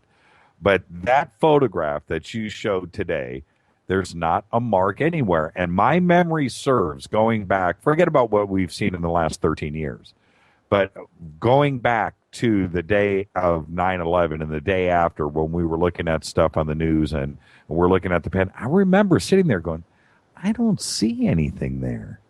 I just, what, where's the plane? It's a real thing. Also, there was one general that went on record saying he saw the original footage of all the sensors except for one, the video sensors, were turned off mysteriously on the Pentagon during that day. And that's crazy. You don't turn the sensors off on the Pentagon. I mean, but anyway, they were all turned off except for one. And the one that was turned off, that was turned on, one general said that he saw the original footage and he said it looked different from what was ultimately released when that footage was, that they had a vague image of an airliner sort of on there and it wasn't there in the beginning. So, I mean, there's all types of weird anomalistic elements associated with that stuff. In addition, in the Dulles airport, they have video cameras all over the airport. There's not a single video shot of the Arab terrorists walking through the airport and getting onto the plane. So now there's another issue with regard to the Pentagon thing. American Airlines Flight 77 was supposed to have flown into the Pentagon. We actually, in the remote viewing study, tried to find it, and we couldn't find it. I don't know what happened to it. So I'm not saying it didn't exist. I'm just saying we don't know what happened to it. Or if it was just a computer number. You don't hear a lot about American Airlines Flight 77. You hear a lot about the other flights and the people on the flights and so on in the New York area. But you don't hear a lot about who was on the Pentagon flight. And, well, to be quite honest, I just don't know. It's a big enigma. I don't know if it really existed. Maybe then some pilot organizations, some pilots have suggested there was a strange, like 45-minute taxiway delay for the plane in the airport. Like maybe it was switched. There's a suggestion that it might just be computer stuff. I mean, numbers are just numbers. Mm-hmm. The other plane might have actually been given another number or something. I mean, no, I don't really know. So let's assume that there was an American Airlines Flight 77 with real people on it. I simply don't know what happened to it. So, and if there, was it shot down by somewhere else over the ocean or something? I just simply don't know, Jimmy. But the point is, we have not been able to find it. And I actually did look for it. We actually had one target that was designed to find the airline after the day after the event. And I was wondering, this is sort of the final test. Do I find it in the rubble of the Pentagon? And the only thing we got were sessions that still look like a cruise missile. We don't have a session where it says there's an airliner packed full with people. Let's back up. I want to make something clear. Are you suggesting that on that one? I have heard this before. It's kind of gotten lost in the mix here over the last 13 years. Are you suggesting on that video camera that the one frame or two frames that you see of a plane, one frame, was added? No, I'm not suggesting that. I'm telling you that other people have suggested that, including a general. That's scary. Yeah, that is scary. Well, actually, it wasn't added. It was changed. That's what they're saying. Now, I'm not saying that. I'm just saying because I didn't see any original footage. I'm just saying people have said that. And so I'm sort of saying, well, maybe. Well, even the first time, man, that's my nervous laugh. The first time that I saw that security footage, I don't swear on this program, but it was BS. That was what was in my mind. I was looking at it, I was like, wait a minute, this is the best that they're going to do? This is what they're going to show us? Because the fact that all the other video sensors were turned off, that alone is that never happens. Right, and you have to squint your eyes too in that video. You still have to sort of imagine that is a plane. And if this was an inside job, these types of things are incredibly small details that are anybody who is willing or capable of pulling off something like this. These types of small things are just finishing touches. These are nothing big. So you can't believe if this is actually an inside job, which the remote viewing data does seem to indicate or suggest clearly, then it supports the arguments that have been made by the architects and engineers group, the pilots groups, the 9/11 truthers, and any group any organization, governmental organization that did something like that. All these things that we're talking about now are just, they could handle those like a piece of cake. I mean, they're just not hard. It's not difficult to do. And the only thing that really defends them is the belief that they wouldn't do such a thing. The belief that says, nah, they wouldn't do that. That's what defends them. By people saying, nah, they wouldn't do that, they're giving actually permission for the people to actually do exactly that. Because as long as you believe they won't do it, they can do it. And they will do it.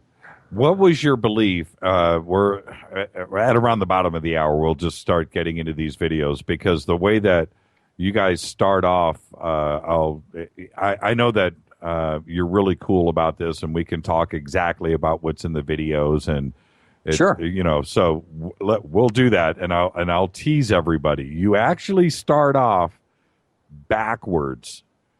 You start off with Building 7. And that I thought was the coolest thing ever, and how and what the both of them. But Dick scared me more than Daz did, actually. The way that Dick and we'll get into that in just a second. But with and I keep saying that, but we have so much to talk about to set everything up, and there's a method to the madness, as they say. when you went into, before the project, where were you? Were you on the conspiracy side, or did you still have faith in the government's presentation? I actually thought it was too big a thing for the government to do. I didn't think they would. I mean, I watched it on TV just like everybody else, so I saw in fact, on other radio shows, and people used to ask me about it, and they used to bring up, conspiracy things. I used to argue against them and say, no, there were planes. They flew into the Twin Towers. I saw them with my own eyes. Just leave it. We can talk about other stuff, but let's not talk about the obvious. Right. And so I was... And there's nothing wrong with that. There's nothing wrong. No, there's not a problem. But I admit now I sort of was an idiot because I didn't really entertain... I didn't know much about the physical anomalies that actually occurred. When I talk about the physical anomalies now, like I'm really well versed in the 9/11 truther type stuff, I wasn't when the project started. Meaning I didn't know all that stuff then. I've been accused of having sensational projects at Farsight rather than just sort of calm, projects that just sort of focus on the reality of remote viewing. But I haven't always desired that. I mean, the last project we did was the Great Pyramid of Giza. And I said, okay, that'll be a calm one. The pyramid, how it was constructed. So I looked at the normal methods for how it was constructed, the theories. So they said, okay, they had ways. I was expecting to find out how they were constructed. And maybe they built a lake around the pyramid and floated the stones in. I figured that would just be, we'd answer, and it would be sort of, we'd have the range of theories that's out there in the mainstream press, and we'll just sort of find out which one was correct. Right. And then we found out it was totally different, that there was actual extraterrestrial involvement, there was a slave culture involved. I mean, it was just like really off the scale, and we don't do targets with extraterrestrial content at Farsight. So like the remote viewers were not expecting that, but they came in with this stuff. It was astounding. And, just that alone was sort of, and this has happened with other projects as well, meaning when you go in with remote viewing, you don't know what you're going to get. Once you release the remote viewers to find out what's happened with some anomaly, you're going to get whatever is there, and whatever your preconceptions were just going to be blown out of the sky. But with this one, I finally said, well, this one was so obvious. I thought with the pyramid one, but I said, this one's so obvious. This will be a project that'll be good for demonstrating that remote viewing works. A lot of activity, easy targets, and good conservative stuff. Back up the governmental side of it, and then we'll be team players and the whole thing. Then the results came in, and I said, how many times do I have to be taught the same lesson? Don't make any assumptions. The results came in, and both Daz and Dick, who were on opposite sides of the planet and were totally not communicating during the entire data gathering process, and both not being told anything about it. They did all their work totally blind, nothing about the project, nothing about the session, about the targets, nothing, and they both came in with the identical stuff. Mm-hmm. Jimmy, what am I supposed to do? It's not like somebody else did the stuff and I'm right. And it's not like viewers that I don't know did it and somebody else organized a project who's sloppy, I don't know, and I don't know how it was done. I did it, so I know how it was done, and I know there was no leaks. Right. I know that the viewers did everything blind because I was the one controlling it. And so what could I do, Jimmy? This thing came in, and they came in with identical information. It was an inside job, was what they were describing. And all of the details sort of fit in. And then I started to investigate all the 9/11 truther type stuff, the architects and engineers stuff, and I started to investigate the pilot stuff, and everything matched. And I said, so they did do something like this. And then I started to put it all together. And then I sort of realized, ever since the UFO days, they became cocky. They actually believed that you could tell anything to the public, and as long as you told them something, the mainstream media would pipe it back, and you could get away with it. And they did it. And so it's really fascinating. However, look, with all the forensic stuff that's been done with the architects and engineers group, the pilots groups, the 9/11 truthers, all that stuff, nobody had eyewitness reports of what actually happened on the inside. You have nobody coming forward and confessing. And so this remote viewing stuff, with that quality of remote viewing, adds the other side of the project, which is the eyewitness reports of what happened. Who actually did it? How did they go into the buildings? How did they actually, What did they look like? They were guys in jumpsuits. They went in with the vans in the middle of the night between like 3 and 5, and they laced the buildings with explosives from top down. And, you know, the issue is like with Building 7, which is a real focus for the architects and engineers group. That is such a classic controlled demolition when you see it, and it's been all over the YouTube stuff, the airwaves. I mean, that building, when it comes down on its own footprint, they all came down on their own footprint. It came down instantly, suddenly, just boom, right on its own footprint. There was explosions at the base. It was so clearly a controlled demolition. So when you do something like that, it's the architects and engineers and the demolition experts that have been interviewed are very clear on this. You can't do that on the spur of the moment, meaning you need some weeks of preparation.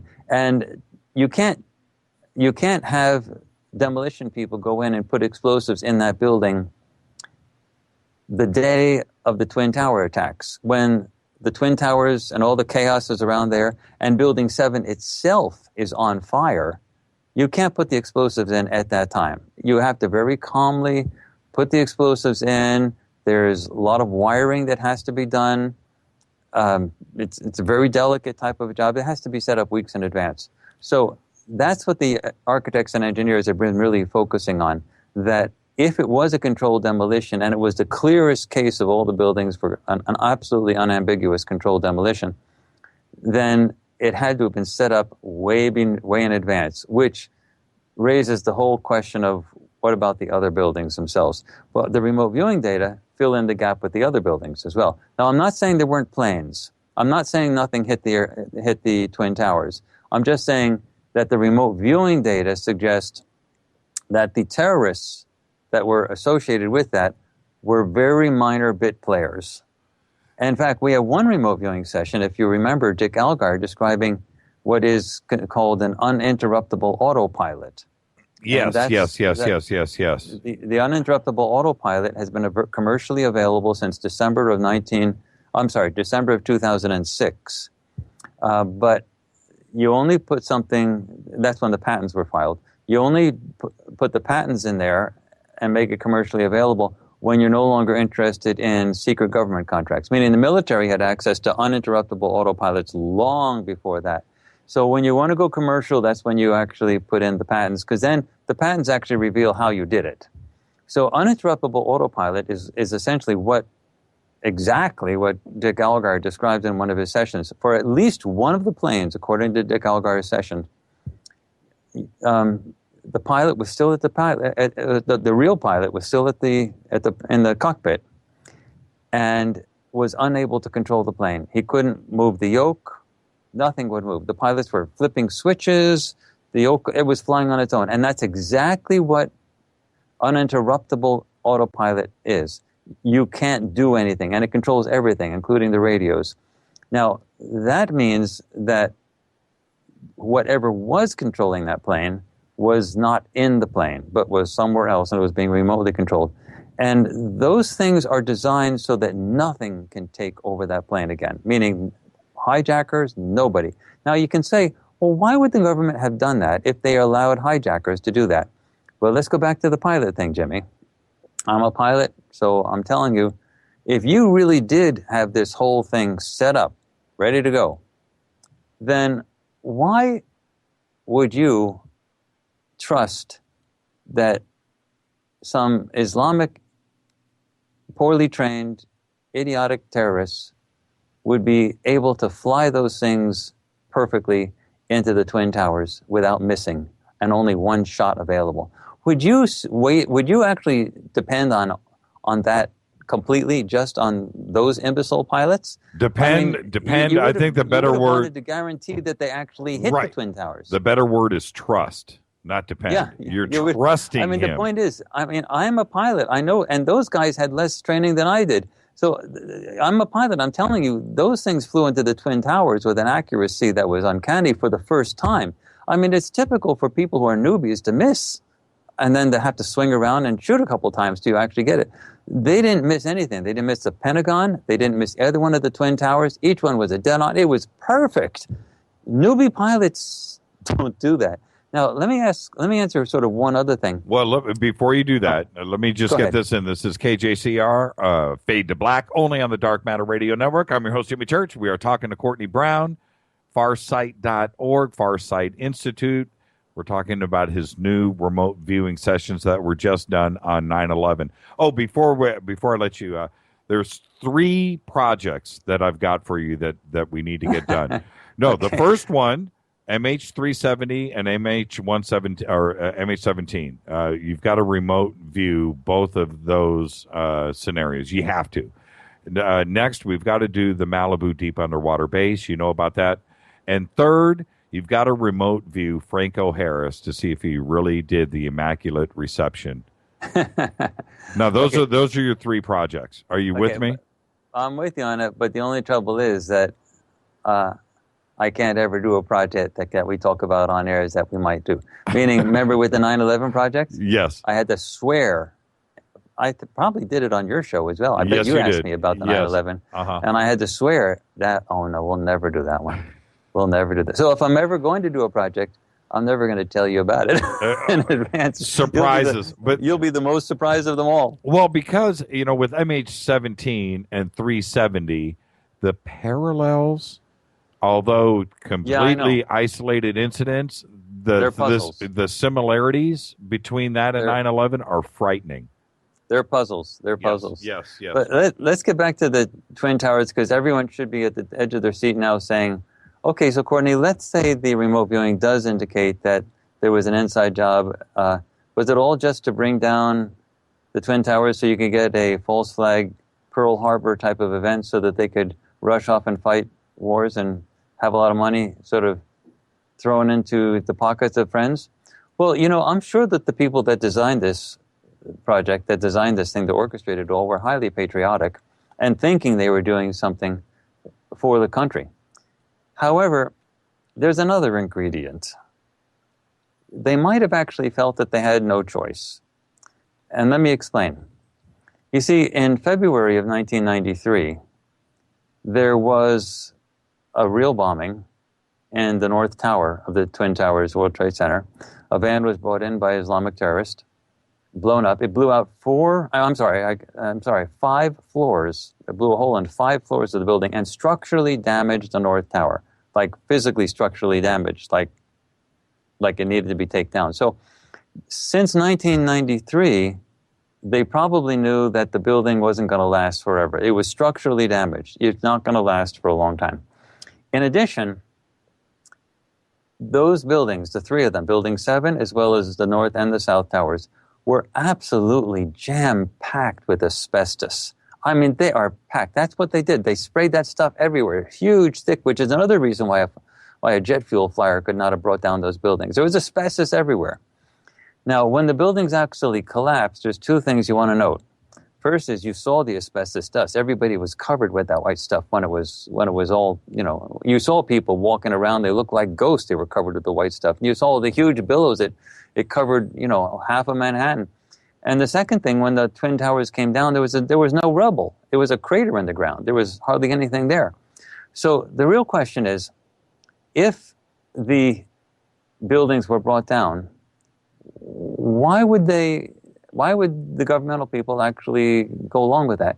There's a possibility that people have to entertain.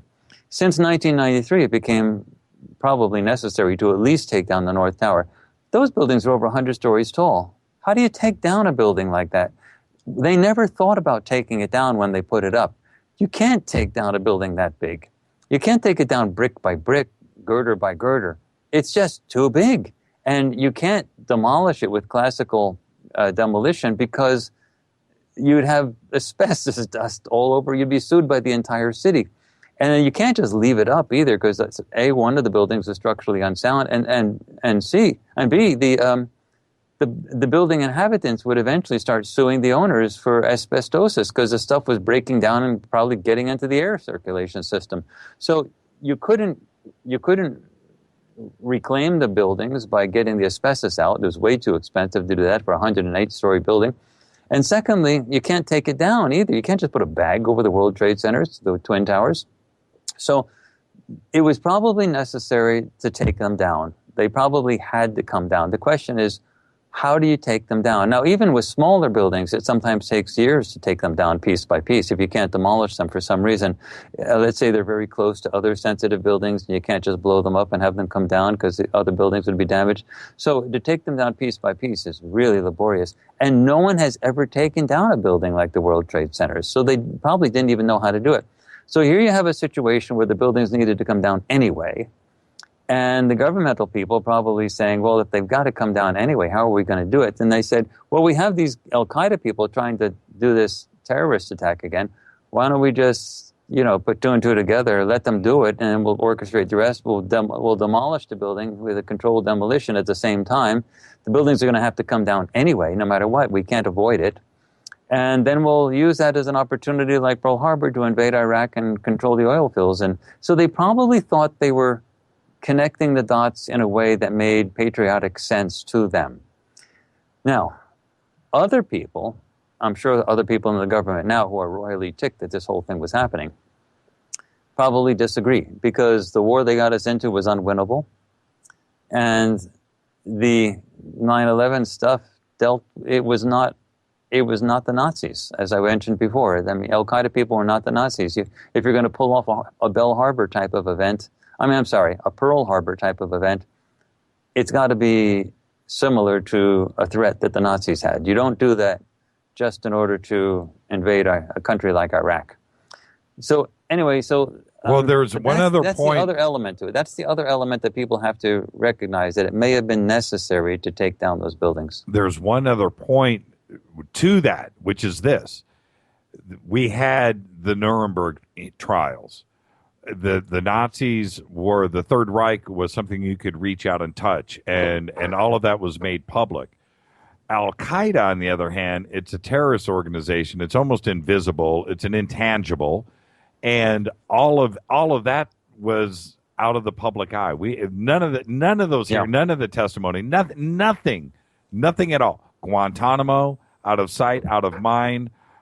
Prisons and holding facilities outside of the United States, we never heard anything from anybody or any witness testimony that directly, not only with Al-Qaeda, but those pilots in general, how it went down. We don't know. It's completely tied into what you were trying to say. Also, I have to say, for the record, as I said many times on the documentaries, that remote viewing by itself can't prove anything. So you can't say something is true because someone remote viewed it, even if they're the best remote viewer on the planet. What you do is you build it like a court case. You say the remote viewing evidence is like an eyewitness report, and if the remote viewers are well-trained and good, they're expert eyewitnesses. But you still have to take that and combine it with the physicals data. And so the anomalistic physical data is like so huge, you have to say that's part of it, but you have to have that combination. So before that, we had just forensic anomalous physical data. Now we have eyewitness reports, a new and innovative way to get eyewitness reports, but nonetheless expert eyewitness reports, and it can be combined. So what you can say is you're not proving anything, but you can use the word persuasive. It seems to be very persuasive, the case at this point, given the large amount of anomalistic physical stuff and the way the remote viewing data came in with these particular viewers under the experimental design that was used in this particular case. It looks, in my view, that this is a very persuasive case that 9/11 was an inside job.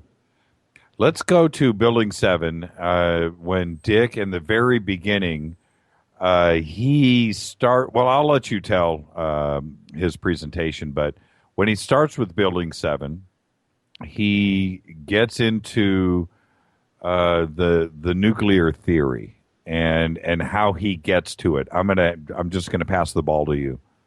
Well, that's going to confuse a lot of your viewers, so let me explain how it can actually happen. There are such things.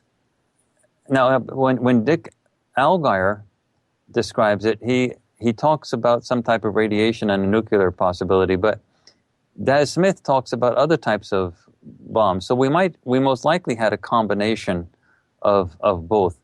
But for those people on your audience that say nuclear, what are you talking about? We don't have a Hiroshima thing here. I think you can't pull a nuclear bomb. Nuclear weaponry has advanced a huge amount since the day of Nagasaki and Hiroshima.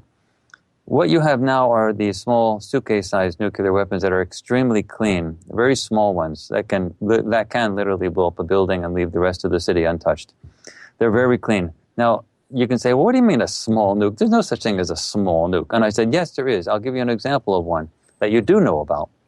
When the first hydrogen bomb was exploded, well, how was a hydrogen bomb ignited? You ignite it with a very small atom bomb. A very, very small atom bomb, like a suitcase-sized atom bomb, like a really rinky-dink one. And that triggers the hydrogen bomb, and you have a big explosion. Now, in the old days, the atom bombs had like uranium shell casings. And when that stuff fissioned and exploded, it was extremely dirty. And so you had lots of heavy radiation all over the place, and you had Hiroshima and Nagasaki and things like that. Those days are past. They don't use that uranium casing like that anymore. There's other ways to build those things. And so now when you have a very small, I'm talking extremely small atomic weapon, suitcase size, you can't even carry that around if it was a dirty weapon. So the suitcase size ones are relatively clean. So now they have weaponry that when it blows up, produces a relatively small explosion, extremely hot, of course, and it can melt metal and the whole thing, but nonetheless, it's not going to take out a whole city, but it can bring down a building. And those things don't produce a lot of radiation. Now, there is some residual radiation that can be picked up by Geiger counters, but it's not the type you get with Nagasaki and Hiroshima. It's relatively minor. And that's what Dick Algire reports. He reports that level of radiation. Like, you could pick it up if you were looking for it, but unless you're looking for it, you're not even going to notice it. That's the type of radiation stuff that you get with those types of weapons. So that's what Dick actually reports. On the other hand, Daz reports other types of stuff with respect to the Twin Towers. So we might have had a combination. We don't really know, but there is some indication that there might have been an atomic element to the detonation, the bringing of the stuff down. And there's some indication that other types of explosives may have been used to bring it down. But if you say it's impossible for the Twin Towers to have been laced with explosives, think of it this way. The aircraft crashed into the top of the Twin Towers. Now, those buildings were designed not to crash, not to collapse if aircraft hit them. But let's say the upper floors did collapse. They're designed not to do that, but let's say it did collapse on its own for whatever reason. Jet fuel fires, whatever. You can't melt metal, and the metal was clearly melted in those things. But let's say the top floors collapsed. Well, once you start collapsing the floors and they pancaked down from the top down, let's say you go from the floor 108 down to floor number 20. I'm just picking that as a random number. So you're down at floor number 20. How the heck did floor number 20 collapse? Floor number 20 and all the floors below it were strong enough to hold up all 108 stories above that. I mean, if all that weight that was above floor number 20 was gone, how can floor number 20 go? And then, okay, let's say floor number 20 went. When you get down to number 1, how come floor number 1 collapsed? How could floor number 1 collapse when there's nothing above it? And how could the whole building collapse into a crater on the ground, a hole in the ground? You should have had a 30-story pile of rubble. What you have is the whole building vaporized and a crater in the ground. You don't have a 30-story pile of rubble. That was a 108-story building. You should have had a huge pile of rubble. So the remote viewing data seems to suggest that the stuff from both Daz and Dick is that the stuff was vaporized. The building was vaporized. And in fact, the fact on the ground is that's exactly what happened. We even saw the clouds come out. And in fact, when the buildings were done, there were no buildings left. There was a pile of junk on the bottom, but there was essentially a crater. So there wasn't a 30-story pile of rubble. And what we see on the ground actually matches the remote viewing data.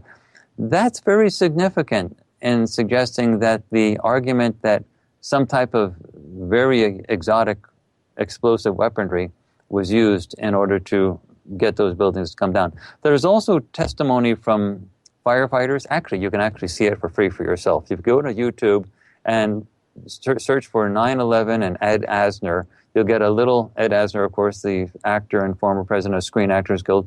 You'll get the 15-minute documentary, and on that itself, you'll see the firefighters and policemen saying, look, we were right there at the moment, and we saw streams of liquid metal, like a foundry, streams flowing through the rubble.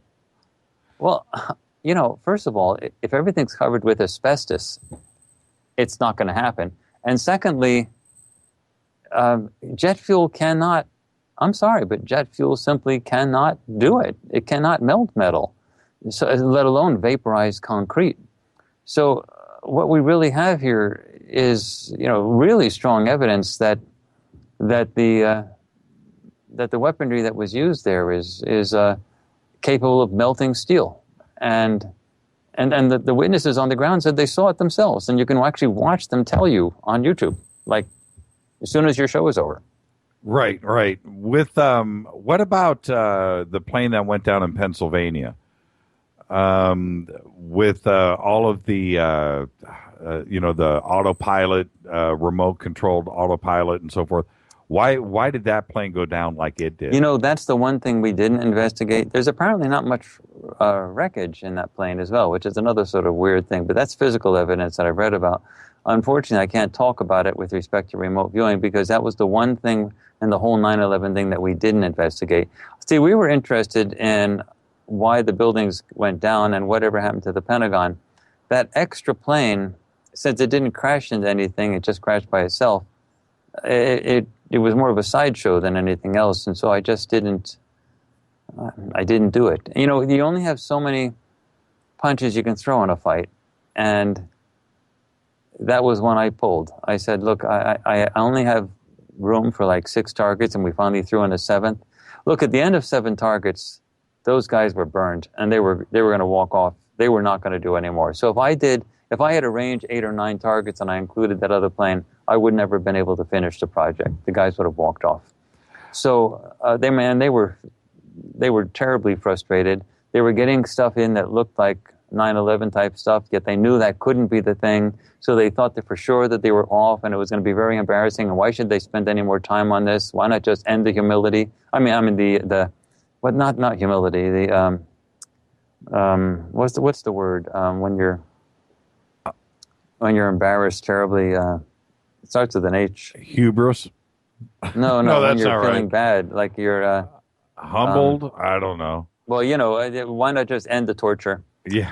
And so there was no way to the humiliation. Humiliation, right. So there was just no way to add that target. So, you know, and we also never found out where American Airlines Flight 77, whatever happened to that. I mean, I had a target for that, but we never resolved that, and I wasn't able to continue the project longer to try to figure out what that was all about. Now, we probably could have resolved that, but I didn't have the ability to do that. At the end of Daz's presentation, he gets into multiple groups with the Twin Towers. Let's get into that for a second. That was so fascinating. It was. He's really good at going into organizations. That's one of his specialties. Maybe he picked it up from the crime work that he does with the police departments and so on. Anyway, he goes into organizations and produces schematic diagrams of exactly how many people there, what they're like, what they're doing, what their mindset is, sometimes what they're wearing, and organizes them into different groups, into different settings. What they're like. These people were like spotters on the field. They had weapons. There was 4 to 6 of them. They were men, and they didn't use the weapons, but they were out there in the field, and they could have. These people are the top tier group, and they're the untouchables. They're the ones who are organizing absolutely everything, and they're hidden. They're very covert. And then these people here are black, but they're operatives on the ground. Black not meaning skin color, but in terms of a black operative. And a hidden operative, covert, and they were wearing jumpsuits, and they were going in vans, and they were entering the building at night and lacing these explosives around and so on like this. And again, he didn't know, he couldn't imagine that this was 9/11, so he didn't know what this project was about that Courtney sent him to, but he just kept on describing what he kept perceiving. And so we had these groups. Essentially, there were 4 groups, with the top one being the top-tier people, the very high echelon people. And those groups were actually described in different types of detail, including pictures in color, by Dick Algire, including the guy at the top.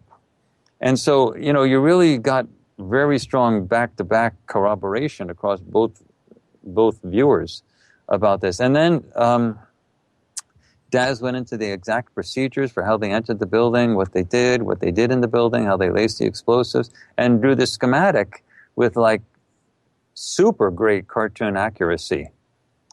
And yeah, it just blew me away. And by the way, he did that schematic totally blind, just based on his sessions, before any feedback or anything. It wasn't like he got the feedback and then did the schematic. Everything you saw in the documentary, all nearly 4 hours of it, was totally when the viewers were completely blind to the data. And yeah, it was, at least now you know, Jimmy, how far this thing has been taken so far. We have ideas to take it even farther, but it's amazing how far we've taken it so far. And also with Daz, he does one thing when he talks about the Pentagon, and this is something that I thought was probably the most fascinating part too, when he's talking about groups. He describes, a couple of times, he describes the machinery that fired the missile, but he also says, and I'll let you get into more in depth about this, but he says it wasn't that far away. And he describes also the group and how many men were involved.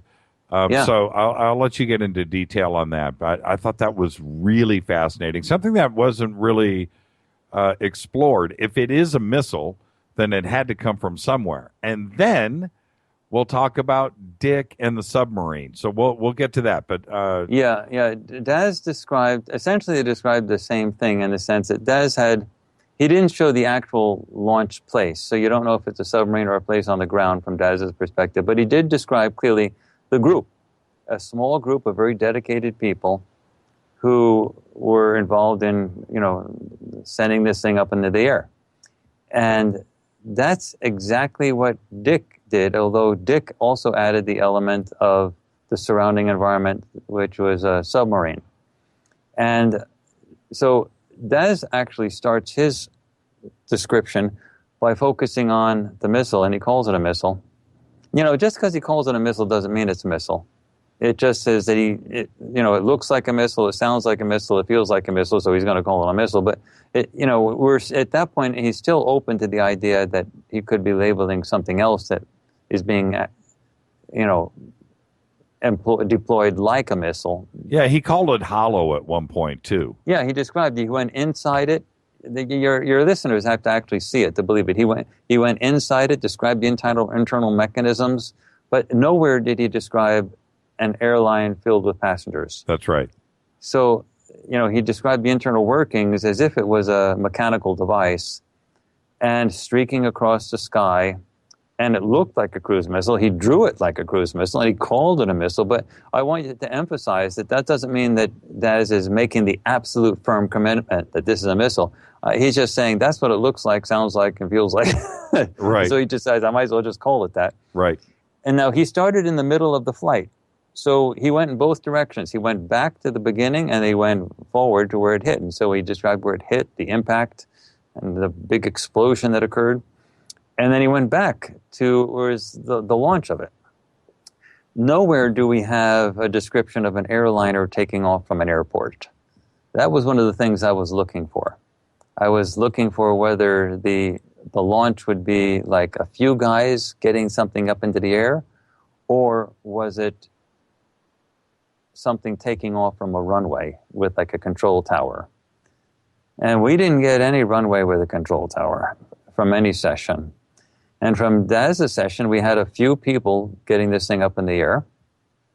Very highly dedicated, covert, intel, military feel, things like that.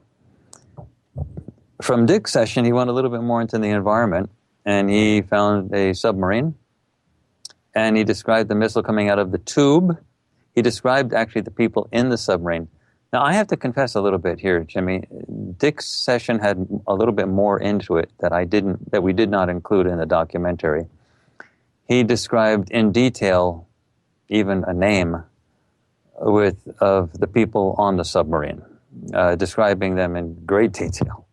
And it was not corroborated by the other viewer, and I just thought it was too sensitive, so we clipped that out. So that information will probably come out when we release the full sessions, which we're going to do. But that was just too volatile because we didn't. It wasn't. If it was corroborated by the other viewer, I would have done it. I would have included it, but it wasn't. And so, but you know, these viewers are good, and when I say they get detail, I mean they get detail. And so, but nonetheless, Dick did have the thing coming out of a tube, out of a submarine, breaking through the surface, igniting. It's like it gets forced out of the tube, and then once it's in the air, it gets ignited and then starts flying away. And that's when he started saying, and I'm hearing it's like this word. It's a Popeye.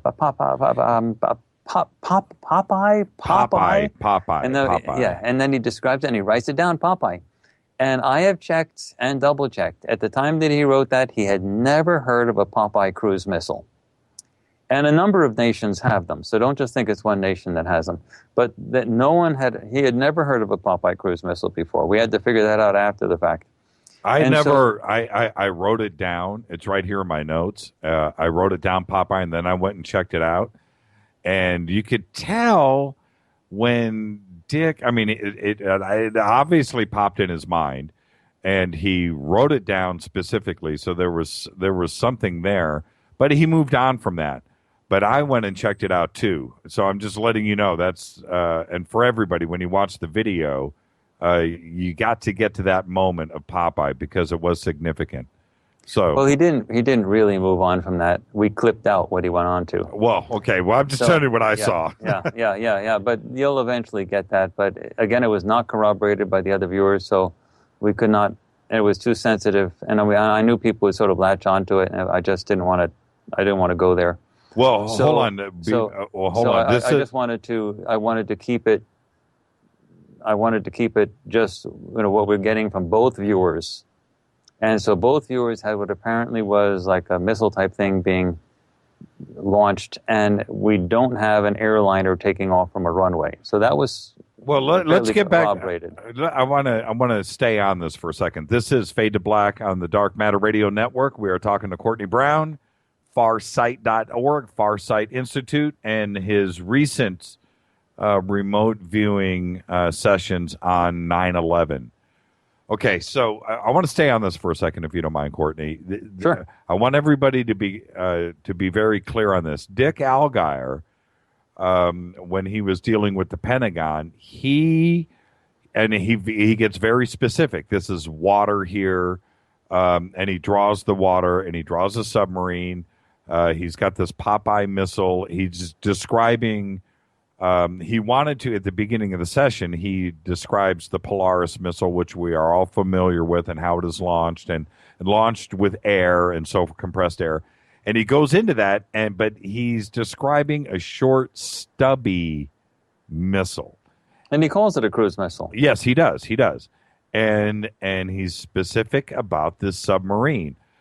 Daz, on the other hand, his drawing and the way that he is presenting it, it looks to me, this is the way that he drew it, like it was going from west to east. That's the way that he is doing the drawing. Oh, you picked up on that. Yes. And he's going west to east. And he says it's a very short distance for the missile. And he also describes, and he draws it, and he does it twice. The second time that he draws it, it looks to me like he's trying to get to a missile launcher, some type of platform. Yeah, I felt the same thing. Yeah, and so we have one viewer saying missile launch from the water, and the other specifically from land to the west of the Pentagon.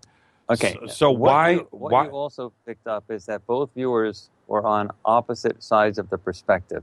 So one was watching it go from left to right from his perspective, and the other guy was on the other side of the missile watching it go from right to left. Yes. So, yeah, but this very often happens. That means they were physically placed on opposite sides of the trajectory of the missile. So if the missile was in the middle between them, one was on one side of it and the other was on the other side of it.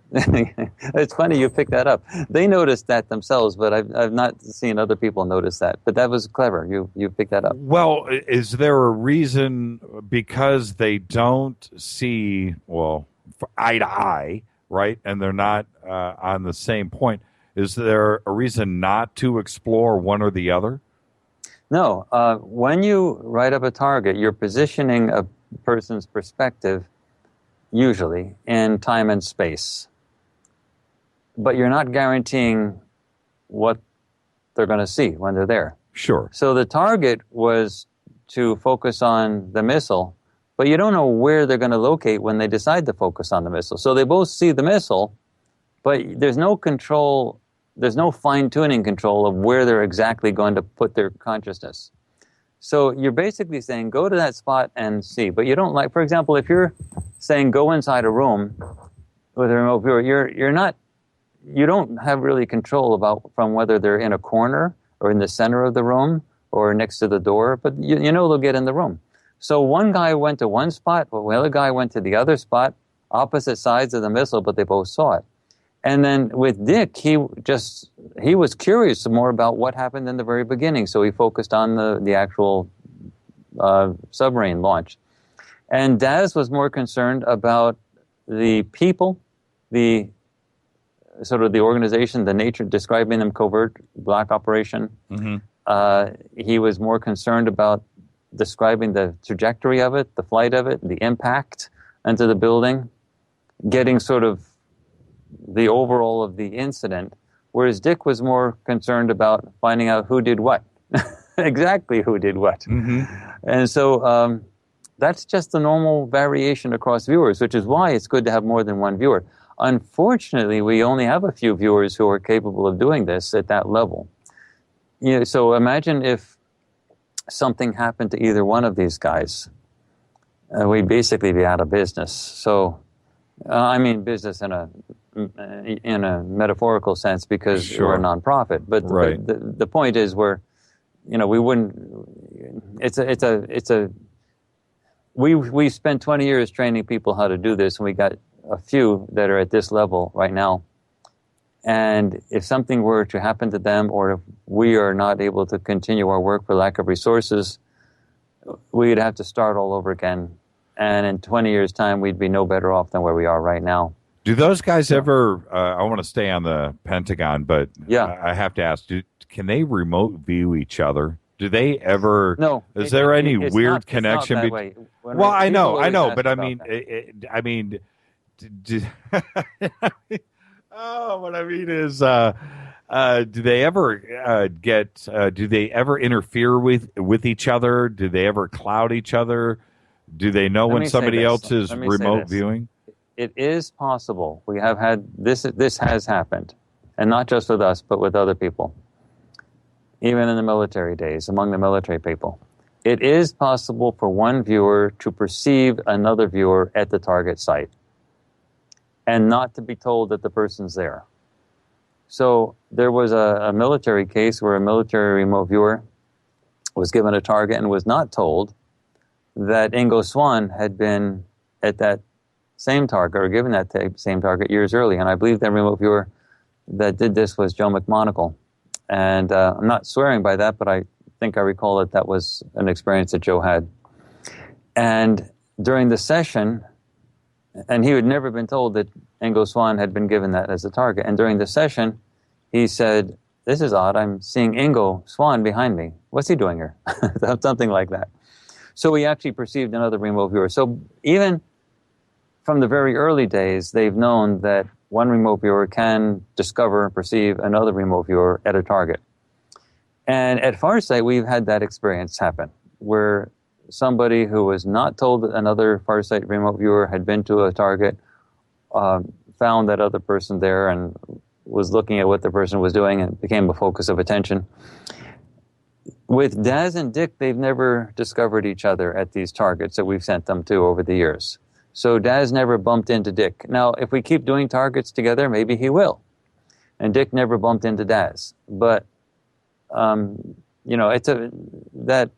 9/11 stuff was a pretty big arena, so it would be sort of hard. They'd have to be sort of close together in the same proximity for one to notice the other one. But anyway, that didn't happen. I just tweeted to Brad Kelly, you have to see the video and see how this is done in real time. Then you get it, and then you understand it. And that's the part of remote viewing that just, quite frankly, creeps me out. There's something going on here. It's a pretty freaky thing to watch in real time. You know, Jimmy, that's so crucial. That's why it's so important that we did this with this new methodology of video, so people can finally stop looking at pieces of paper and actually watch the process live. I mean, it happens in real time, and it's caught in real time. This is not them recreating it or telling what they did. This is actually it happening. Mm-hmm. And these are unedited clips. These are long, unedited clips, and they're riveting. I haven't heard a single person, even though it's almost nearly 4 hours of total length, I haven't heard of a single person complaining of being bored even for a second. No. The Giza sessions, I've watched them so many times. It's like Gone with the Wind or something. You're stuck and you just watch. I've watched it so many times. It's just absolutely incredible to see. Well, you may end up watching this 9/11 one many times as well. I mean, we ourselves are still watching it. In fact, I still get emails and phone calls from Dick saying, you know, I was just looking at this other session that was on part 2 or part 1 of the project. You know, I can't believe we said that. I said that. This is exactly what I said in this session. Oh my gosh, I can't believe. I mean, the thing about remote viewing is even the remote viewers after the fact are like, oh, I can only imagine. Their mouths are still dropping. Yeah, I can only imagine. I mean, they have a hard time coming to grips with all of it as well. Well, I was, you know how I watched it today? I had both videos going at the same time, and I was pausing in one and going to the other one. Oh, and I would cool. watch that, and I would pause that, and I'd go back, and I was just, it's just so, what's the word? Dramatic. That's what it is. It's dramatic. You know, I don't think anyone ever realized before that watching a remote viewing session could be a thriller. I don't think anyone actually realized, because they had been so focused in the past on writing on paper and pen. It's like watching the grass grow when you write it on paper and pen. Right. So I don't think anybody realized what you could actually do. So when we moved to the video, and then the people started to not just write on the board, but act out what was happening. Like, do you remember the part where Daz he's off to the side, and then he walks right in front of the board, and he says, now I'm walking into the cloud, into the debris cloud where all the particles are flying. I feel them flying through me right now. And he's moving his hands, and he's literally in the explosion of the World Trade Center or of the Pentagon, whatever it was. And he like moves into the middle of it, and he's feeling the explosive and the waves, and he's moving his hands. He's living it in real time, and it's caught on film. So that, you know, you can't get that with a paper by looking at a piece of paper and a pencil. No, there's another spot with. I'm going to give this part away because it's totally dramatic. There's so pause. much in it that you're not going to do any problems. It was. They're going to laugh, but it's really true. Daz goes, you know what? I need a drink of water. So he's right in. I mean, he's right in the thick of it, and he erases the screen. I think that was the moment. And you're waiting, and he walks off camera, and he drinks, and you're like, dude, what are you doing? This is drama going down here. And it was a total dramatic license. And then he comes back on and continues. It was amazing. In fact, if you remember at that spot, I put a text graphic saying the viewer is getting a drink of water, a few more seconds. You could have edited that out. You could have. But it was great. I did do that. I mean, the text was there. But the reason is I wanted the people to know that this was an unedited session. Bingo. That this was real. Bingo. And it happened. It worked. I mean, people realized, oh, gosh, I'm not getting something that was pieced together to make a story sound. This is the whole thing from beginning to end. This question came in earlier. I don't want to let it get away from us. What happened to the Solicitor General of the U.S.'s wife? who was on the plane that hit the Pentagon. Her name was Barbara Olson. That's a good question. We don't know what happened to the whole plane. Right. But anybody who could have pulled off such a big thing would have had ways to finesse all types of stuff. So, I mean, this goes, trying to fade. First of all, I don't want to minimize the question. It's a great question.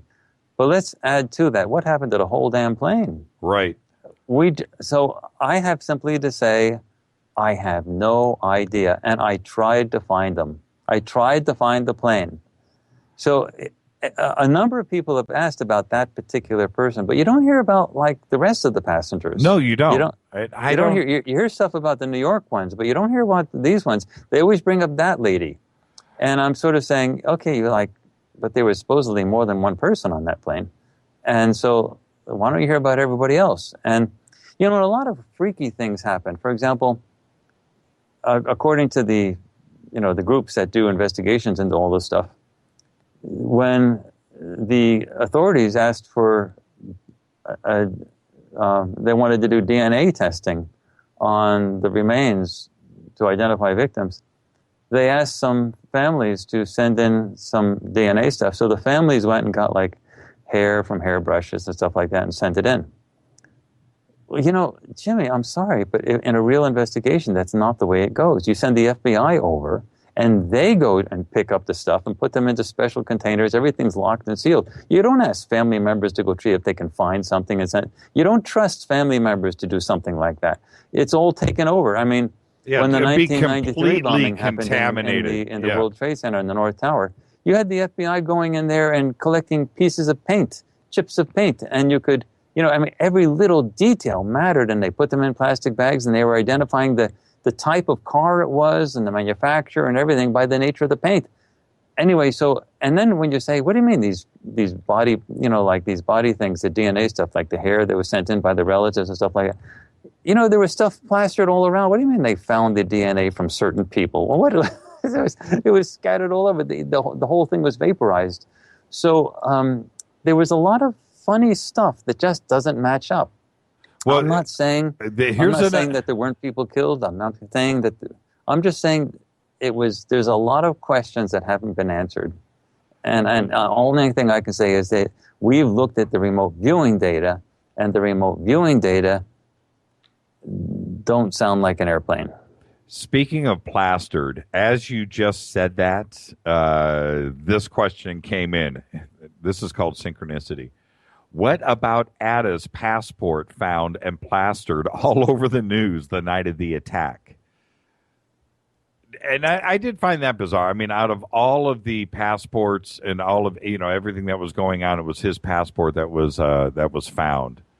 By it's like they had, after, from vaporized buildings, no right.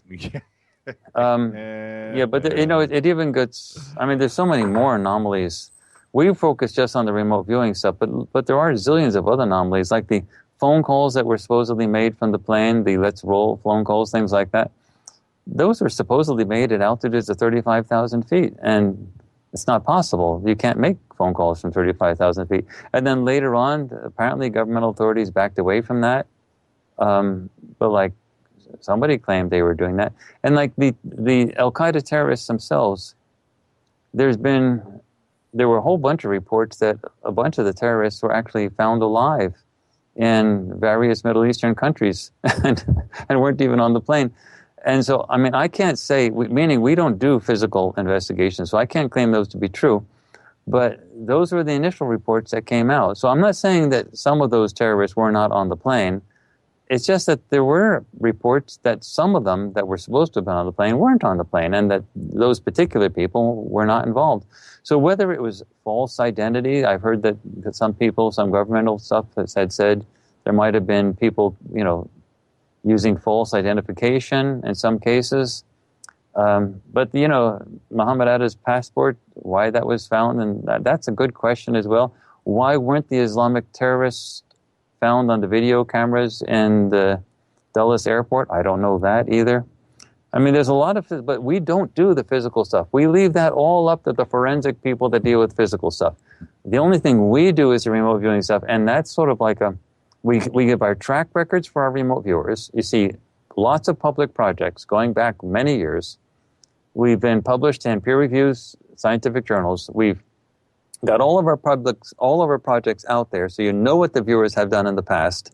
And then you say, you take these viewers, the best we've got on the planet, put them on this target, in this process, in this experimental design, let them go, and this is what they got. So we're just talking about what the remote viewing... We had an interesting experiment.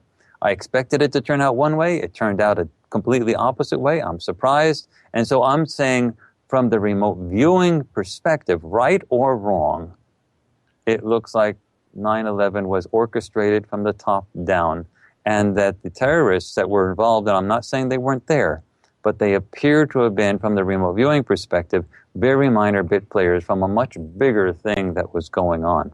What did you think of the NSA type facility that Dick Algire described, with all the cloaking and all of that? That was actually monitoring and orchestrating. Came out of left field too, and it. Well, you know what? Hold on. Before this call gets away from me, let's take a couple quick calls. Let's bang a couple before the end of the night. Okay. Hi, Dino. You're live with Courtney Brown on Fade to Black. How are you tonight, sir? How are you? This is a very, still an emotional subject, but with all the things going on, have any of the remote viewers dealt with the MH370 flight, and that's similar, seems like in some ways very similar? Also, Nancy Byrne is mentioning on the Twitter here, how do you counteract these types of things if they are false flag operations? And I use the example of my dad's older brother, who told me that after Pearl Harbor, he said, there was something wrong with you. If you were a man and you didn't go down the next day and sign up to join the army to get the perpetrator, to go back to fight the war. And that's what it did. So like Nancy is saying, well, how can you counteract that? And, and how can you, and there was another young lady who happened to be someone I knew people were associated with that was on the flight over Pennsylvania. She was a flight attendant. And they said she was cell phoning, saying, yeah, we got some guys here, and I think something's going to happen. They're going to try to take back the plane, the passengers. And then they lost touch. So how does, a cell phone keep in constant touch? How does a false flag operation, that stirs people up and it holds their hearts and minds, how can you reverse that? We're using all this logic, and even some of our Twitters in the Twitter box are not convinced, even with reverse logic, that what the story is and who's behind it. Well, that's a really great question. And the people who have been investigating the physical anomalous evidence, the architects and engineers group, the pilots group, and the 9/11 truthers, someone like that, they've been dealing with this for a long time, because they've been talking about how do you actually bring these ideas up that attack the most fundamental belief systems that Americans have about their own government. And the refrain that they keep coming back to is the words, rethink 9/11, meaning they have all the evidence to say, hey, this looks like an inside job. But how do they prefer to say it? They say, just think it over again, rethink it, just consider what, meaning it's very hard to actually go straight to people and say, this is something that happened because of X, Y, and Z.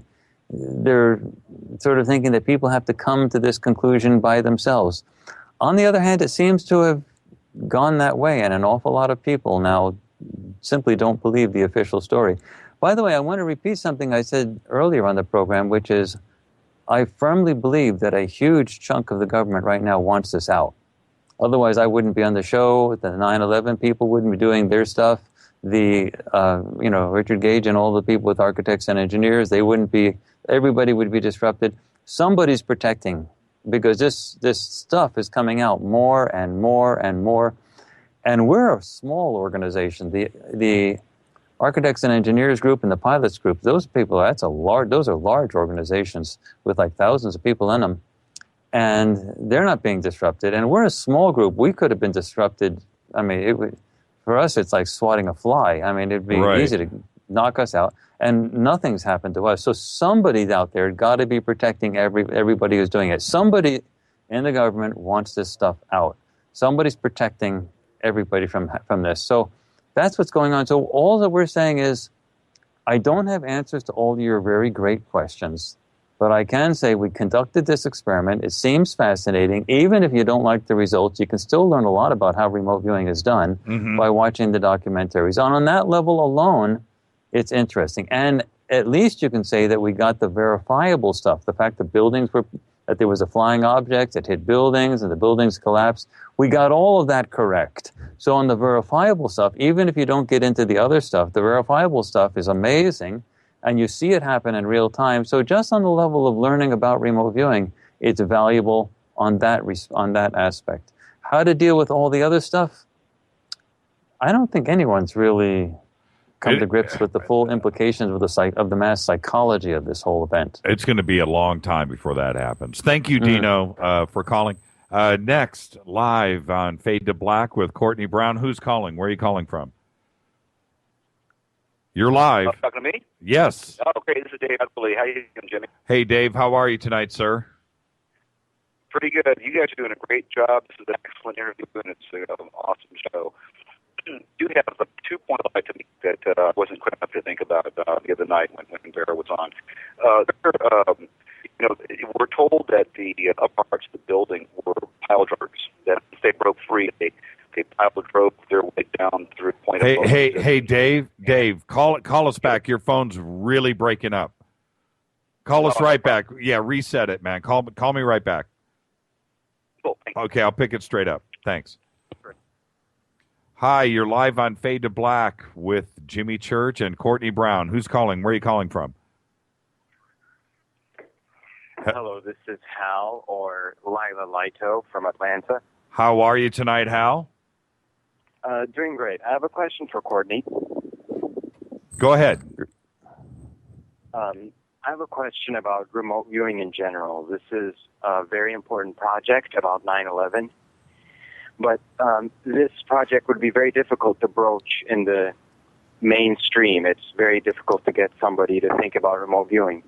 So my question is, does the Farsight Institute have any plans to make some sort of gee whiz project where there's a verifiable target, maybe something a probe in space is going to see, or the outcome of some sort of very predictable event, so the public could really be convinced that remote viewing can collect viable data?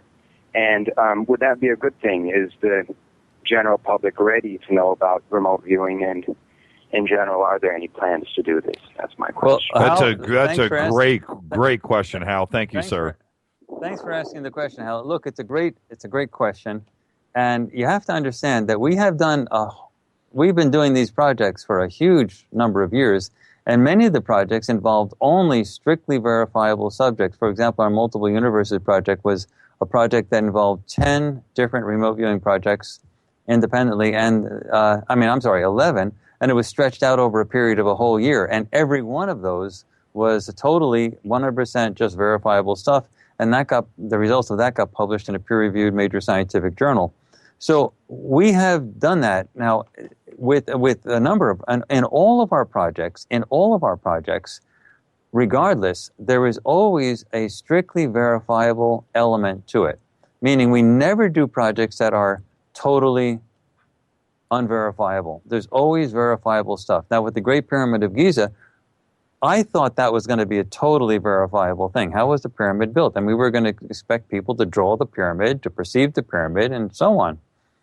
And it wasn't my fault that they found some other stuff that wasn't expected. But in most projects, once you send remote viewers in there, you get what you get, and you have no control over it. So what you do is, with any project, you split the data into the verifiable stuff that you can say is absolutely correct, and the new information. Now, the new information you consider speculative because it hasn't yet been verified or corroborated with physical data.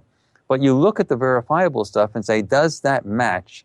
So all of our projects, many of our projects have only verifiable stuff, and all of our projects have a major component that's verifiable, huge.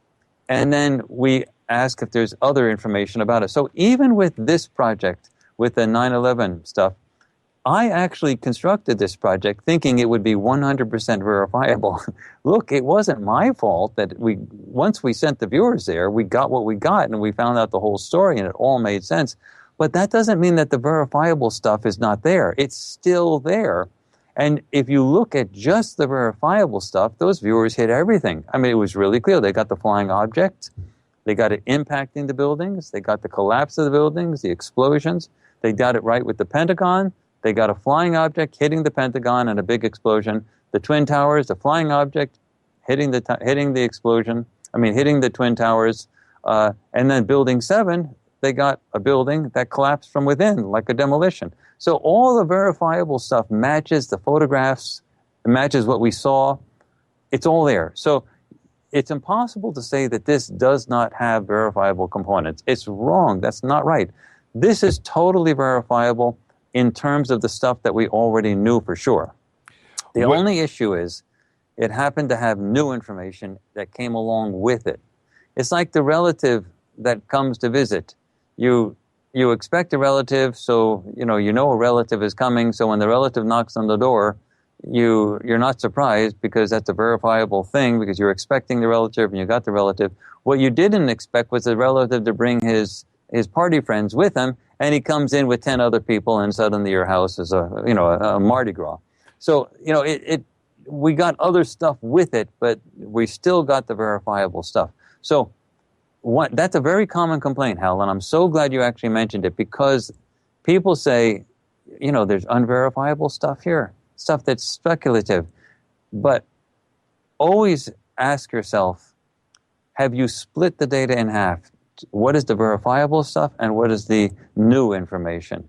And as long as there's a good solid chunk of verifiable stuff and it matches what we know for fact, then we can say we can evaluate that part of the data with respect to the verifiable components and say it was right or wrong. In this case, it was dead on. Yeah, when Reardon, and by the way, I think we have Dave back on the line. Dave, hang on for a second.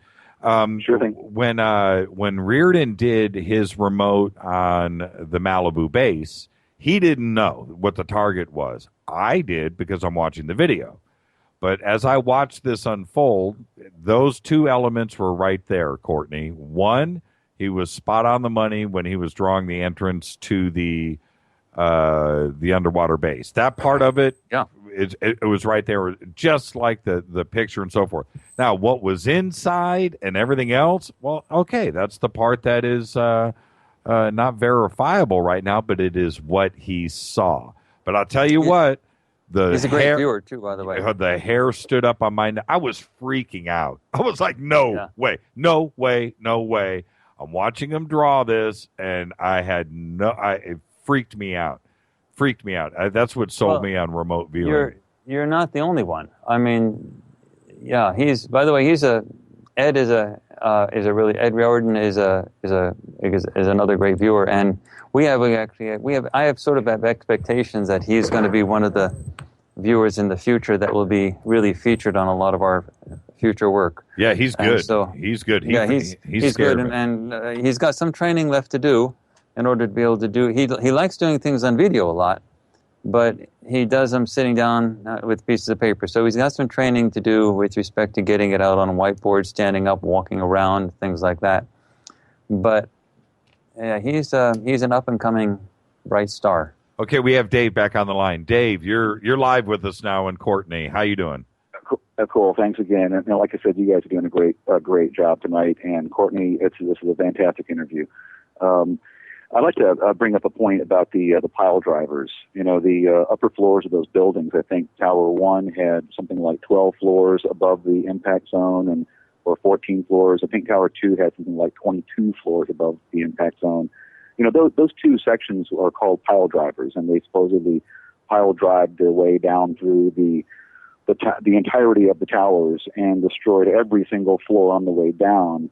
But then when the whole thing was over with, the pile drivers weren't anywhere to be seen. They had apparently fallen apart on the way down, and if so, how could they have destroyed the lowest floors? That's something that really bugs me. Nobody talks about that as far as the given excuse for why all the destruction happened was those pile drivers. And then at the very end, there was no pile drivers anywhere. But that's just the first one. The second point was, if you notice Tower 2, which was the second tower to get hit, but the first tower to fall, the upper floors of that tower, they began tilting over like 15, 20 degrees. And it was pretty obvious that upper portion was going to pull the building over down into the plaza and destroy lots more than just those two towers. So as you watch the top tilt, suddenly, as it's tilting about 20 degrees, the floors beneath it begin to remove themselves. And that's something else nobody mentions. That's inexplicable how a rotation on a fulcrum like that, with the rotation heading over, suddenly translated into a straight down fall. And of course, when that first floor was taken out, the tilting stopped. It just kept going straight down. But that's a telltale sign right there that something else was happening. Intentional, something intentional. Right. And this is something that I wish I would have not been so upset the other night, because Barra could not have addressed these two issues. There's no explanation for how the pile drivers vanished on the way down and still continue to do the destruction that it did. And there's no explanation on how that upper part could tilt over and then suddenly magically begin falling straight down. There was no pancaking. It was actually falling over, and then the floor beneath it vanishes, which of course. Yeah. Now, when you do a controlled demolition, you do get the pancaking. So you actually set it up so that the whole thing goes floor by floor by floor right down to the bottom. Sure. But there's first of all, you're talking about physical forensic evidence suggesting that something amiss was going on, and that's not what we do. But we look at that to back up what we get with remote viewing, and it does appear that all those, what you're talking about, are anomalies. All those anomalies do in fact match the essence of the story that comes out with the remote viewing project. So sure. There's another element that sort of matches all of that, is that once all those floors collapse, and I mentioned this earlier in the show, the rubble pile wasn't there. I mean, it should have, you have that many floors, there should have been a huge pile of rubble, like 30-story pile of rubble. And sure. It should have been like a mountain. And instead you had a crater. The buildings were vaporized, meaning if you have all of the stuff coming down, they should have produced a pile.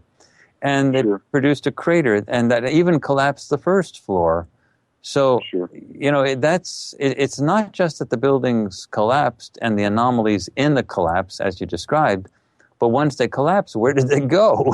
And the remote viewing data clearly describe that, what actually did happen. You saw the buildings vaporized. You saw the huge plumes of clouds spread over all of Manhattan. I mean, you saw all that. And the remote viewing data describe exactly that the buildings were vaporized. In fact, Daz really focuses on the small particulate matter of molten metal. Jimmy, do you remember that? Where he actually talks about the molten metal and he says, I can tell that this is a puzzle, and forensically, this is the key to understanding the puzzle. These molten pieces of metal that are flying out. And he then walked into the debris cloud as it was flying through him, and he felt it flying through him, and he was describing it. And he was saying, look, these small little pieces, and he was drawing them like teardrop shapes on the whiteboard, and then walking into the cloud. He said, this is the key. And well, also when he talks about powdered metal too, as well, I thought that was fascinating. Right. There's another thing too. There was an artist known as Gelatin, and he was a Hungarian artist. I think he's half Hungarian, half Israeli. He had a crew up on the 92nd floor of Tower 1 a few months before the event. And you can do a search on YouTube for the Bead Thing. It's the balcony thing. It's B as in balcony -thing. And they printed a book with photos of themselves in the tower doing their little art project. And the guys who were working with him are wearing climbing gear. And it's really strange that if you just take a look at this video clip called The Bead Thing, and it'll raise more questions than you can possibly imagine. But thanks a lot, guys. I appreciate it. What were they wearing? What were they wearing? Climbing gear. Oh, yeah, climbing gear. As if they were attaching themselves to the trusses that were beneath the floors and pulling themselves along the trusses and planting blasting caps along the bottoms of the floors. And if you look at Tower 1 was about 2/3 vacant. And there's a photo of the Tower 1, both towers, and the sunlight is shining through Tower 1. It looks like a giant crystal.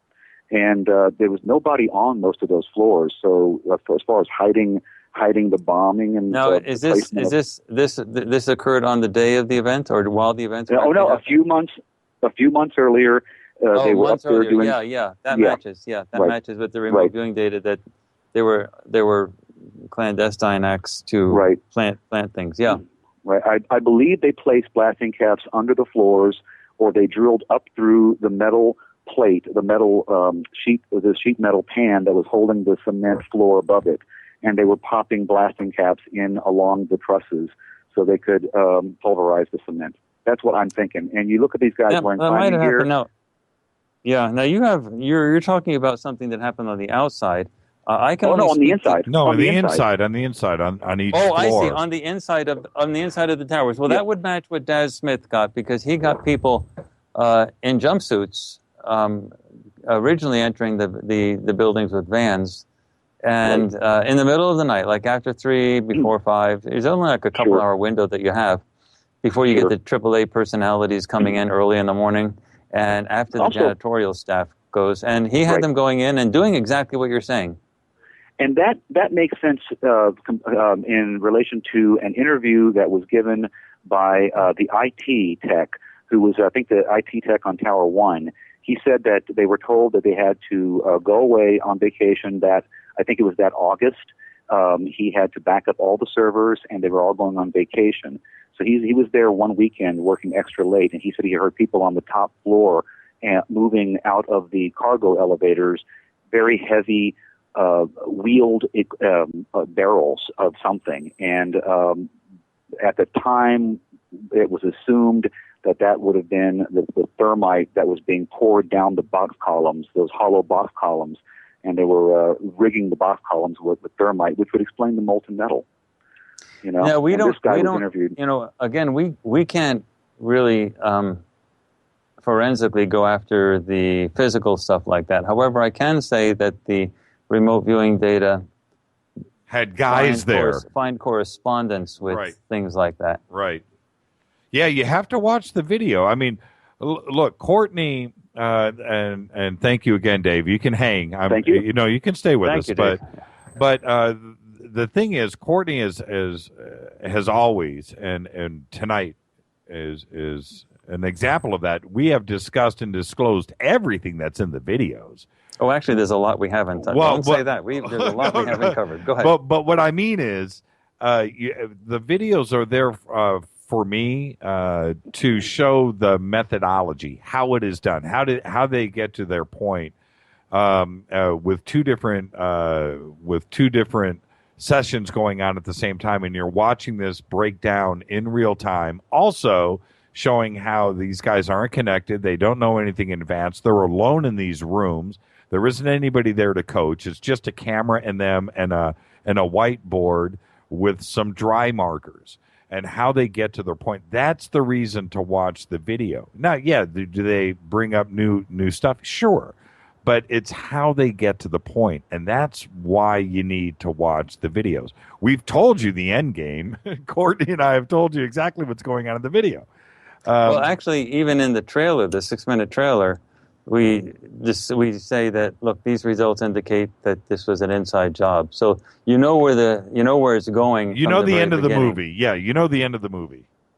The only thing is that what we're doing here is talking about what was found. What is in the movie is you actually watch it. So the difference is when you hear people talking about it, as valuable and important it is, because we're actually covering some elements that are new, that we're not really, like when I told you the background to a lot of the things, a lot of that stuff is brand new. So there's a lot of original content in this interview. But what you get when you actually watch it is you're there with the eyewitness, and the eyewitness is not telling you like he's remembering what he saw. You're actually there with the eyewitness while he's actually seeing it, and you're getting a live feed of exactly what's going on as he's flitting from one spot to the next and explaining the whole thing. And you, because you know the target, you understand what he's describing, and the tension partly is because you know that the viewer, when he's doing this, doesn't know the target. And that's some of the huge tension that makes you say, oh my God, I can't believe he's actually saying all of this stuff. It's mind-blowing. It's totally mind-blowing. And there's one other thing. I'll give away something else, everybody. Check this out. Dick, when he's talking about Building 7, he says something that I've never heard before. And even in your wildest imagination, you wouldn't go there. And he does. He goes, well, the bomb was here, but I see optical wiring putting this thing together. The optical wiring is going up and it's crossing the building because it was instant. Pew, instant. And now, that's all I'm going to say. But you have to see how he leads to that point and how he wraps it up. It's freaky. It is just a freaky way to... Nobody's ever suggested this. And it's how he gets to the point and how he describes it and why he needs to... instantaneous is the word that I want to use, but I don't want to give away the impact. You have to see it in real time. It's so cool. Yeah, actually, there's no way to give it away because seeing them watch this and describe it in real time is a different experience than hearing people talk about it. Right. And so, and that thing that you just described, I didn't know till afterwards that demolition experts use optical wiring for these things now, because they use optical cables for these things, and I didn't know that. So it was I don't think Dick knew that either. He just noticed that they were using optical wiring for this stuff. And I didn't know that. I didn't know. I never thought about it. And when he said it, I was like, really? And we all know how quick and how fast optical is and dependable and all of that. It was a pretty interesting take. Now remember, go ahead. Go ahead, Dave. I was going to say, the excuse for why those guys came up in the towers for those 2 weeks, they were supposed to be upgrading the cable or the cable TV, the internet from old version T1 to the new version Cat 5 cables, and that also, that was their excuse for closing down each floor of the building for every other week. Over 2 weeks, they worked every other floor of the building, and they had maintenance outfits, and they had maintenance IDs, and you can see those in the Gelatin Bead Thing video. It shows how the folks who were working with Gelatin, the artist, actually had these maintenance IDs, and they were running through the building, doing their work and posing as building maintenance. And this is a fact. Yeah. There's no theoretical, it's all fact. It's not hypothesis. Actually, in the remote viewing sessions themselves, this is another thing we haven't covered, but you do see Dick Algire describing the workers behind the scenes doing all of the forgery stuff. He actually calls it, he says, they're doing forgery to get everything, to get all the identifications and everything. He actually goes into the room where all that stuff is being done and describes what they're doing. Jimmy, do you remember that? Yes, frightening. I'm telling you, when I was done with the videos today, I felt, what's the word I want to use? Almost scared. I was just, I was uncomfortable. I was very uncomfortable. Actually, it would be more reassuring if the remote viewing data did not match. That's my point. The physical data, because the physical data, then you could say, well, that the physical data says one thing, so the remote viewing data must be wrong. The trouble with this whole project is that the remote viewing data matches the anomalies so closely. Mm-hmm. That's the problem. So it makes it very persuasive. Even though you cannot prove anything with remote viewing, you never really prove anything. What you do is you make a case for it, and there's degrees of persuasiveness. And my argument is that if you know about remote viewing and understand it, and you understand and appreciate the quality of these particular remote viewers based on their past experiences, so it's just a performance-based study, then the whole project, when compared with the anomalistic physical evidence, becomes extremely persuasive. Again, we're not proving anything, but it becomes persuasive. That's my argument. Could I do a remote viewing live on the show with Dick or Daz? Is that possible? Not the way we do it, because there were some people that used to be able to try this. There was Dr. Richard Ireland back many decades ago, who was the intellectual founder of the HRVG method, which is the Hawaii Remote Viewers Guild method that Dick Algire uses. Right. He used to be able to do that on shows like this. Uri Geller, on occasion, had done stuff like that on shows. But what we do when we do our remote viewing, this is really almost unprecedented level of detail and penetration. What we do is we have the viewers completely alone. There's not even a cameraman. The cameras are there, but the remote viewers set the camera up. So they're completely alone. They have no indication at all of what the project is about or what the targets are. There's nobody in the room that could be, leading their study or anything. They're totally by themselves. They set up their own camera work. And they're listening to contemplative, meditative type music in their ears to distract their conscious mind so that their focus of attention can stay on these perceptions that are coming in. And they're really trained at that. So if you're talking about a radio show like this, you're talking about all those things not being present. Mm-hmm. And now it doesn't mean that they couldn't perceive some things from time to time, sometimes quite accurately, but those are not the conditions under. You would not get the performance that we show on these videos on a live radio show. There's the excitement. There's also the fear of failure in front of a live audience right now. Sure, of course. Whereas when you're doing these things on video, there's that specter that it could not work, but it's not happening right now. So it's something in the future. So the fear may be there, but it's not so direct. And then you have all the distraction of, you're talking to people. So these are totally conditions under which we do not work, because we are really looking for the best, most optimal ways of doing it to get the deepest level of penetration for the target. And it's very successful. However, given that, it apparently is possible for some people to do it. Again, Dr. Richard Ireland was very successful at that on television, radio, and so on. And so was Uri Geller. But I don't know whether they were just naturally able to do that or if they trained to be able to do that. But I mean, I have no evidence that our viewers can work under those conditions. Well, I would have a target envelope myself, Yeah, I know. Well, yeah, of course. What am I saying? That's how it would go down. I have no evidence that they could work under those levels of theatrical, live performance in front of a live audience like that. John McMonagle has worked under a live audience, so he's done stuff like that quite successfully. Let me give you a little hint of what sometimes happens, okay? And so you have to be careful about this.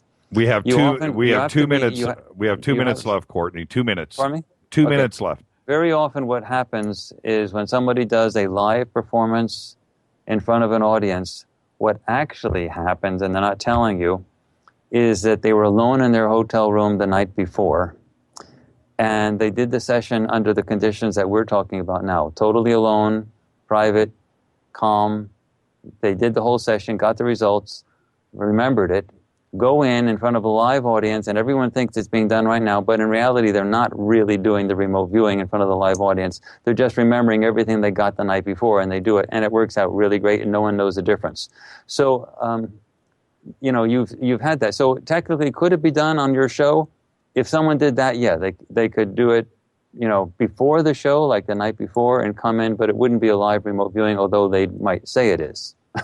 That has happened. Yeah, that feels a little funny to me. Hey, Dave, real quick. I know you got to get something in. Yeah, is the video on the Farsight website? Because I'm dying to see this video now. Yeah, you can get to it from the Farsight website. It's right. You can't miss it. You just go to the homepage of Farsight, like seeingfar.org, and it's the big banner right in the middle. You click on it, and you go to the main page, which you get to see the trailer. And then right below the trailer is the links that take you to the individual projects, which is the part 1 and part 2. Part 1 is dealing with the World Trade Center, and the part 2 is dealing with the Pentagon and the overall organization. And so each one of them have their own pages, and then there's direct links to Vimeo, and that just takes you there, and you're watching it on your screen. Fantastic. I can't wait to see it. So thanks a lot, guys. I'll check it out as soon as the show's over. Thanks, Dave. All the best, brother. You too. Thank you. Courtney Brown, once again, man. I just love having you on the show. I can't wait. We've got 60 seconds. What's your next project? Oh, no, you can't tell me. Oh, I can tell you something that we want to do. Okay. Okay.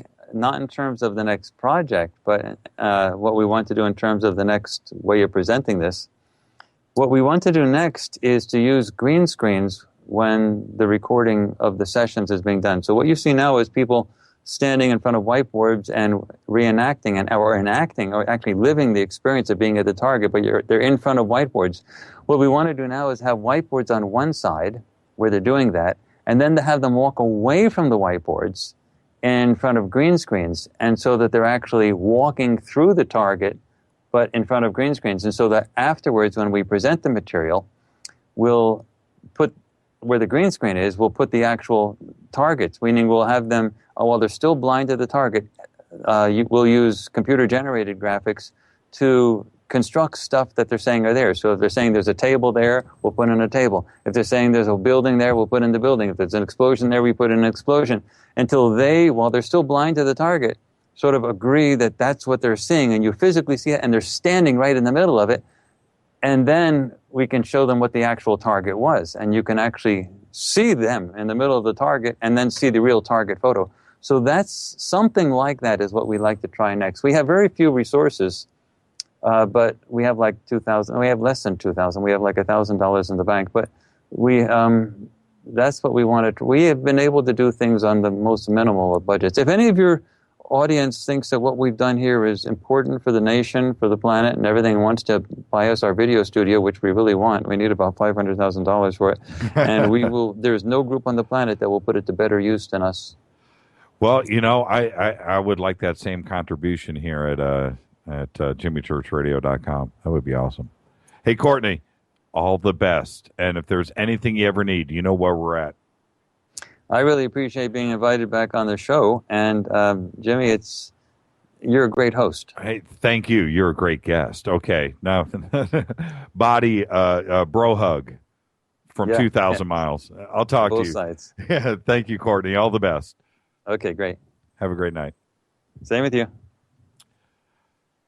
Courtney Brown, and I've got to go straight into it. Oh, my goodness. We are rolling out of here. Hard break. I just got the word from Keith. We are out of here. Thank you, Courtney. That was a great evening.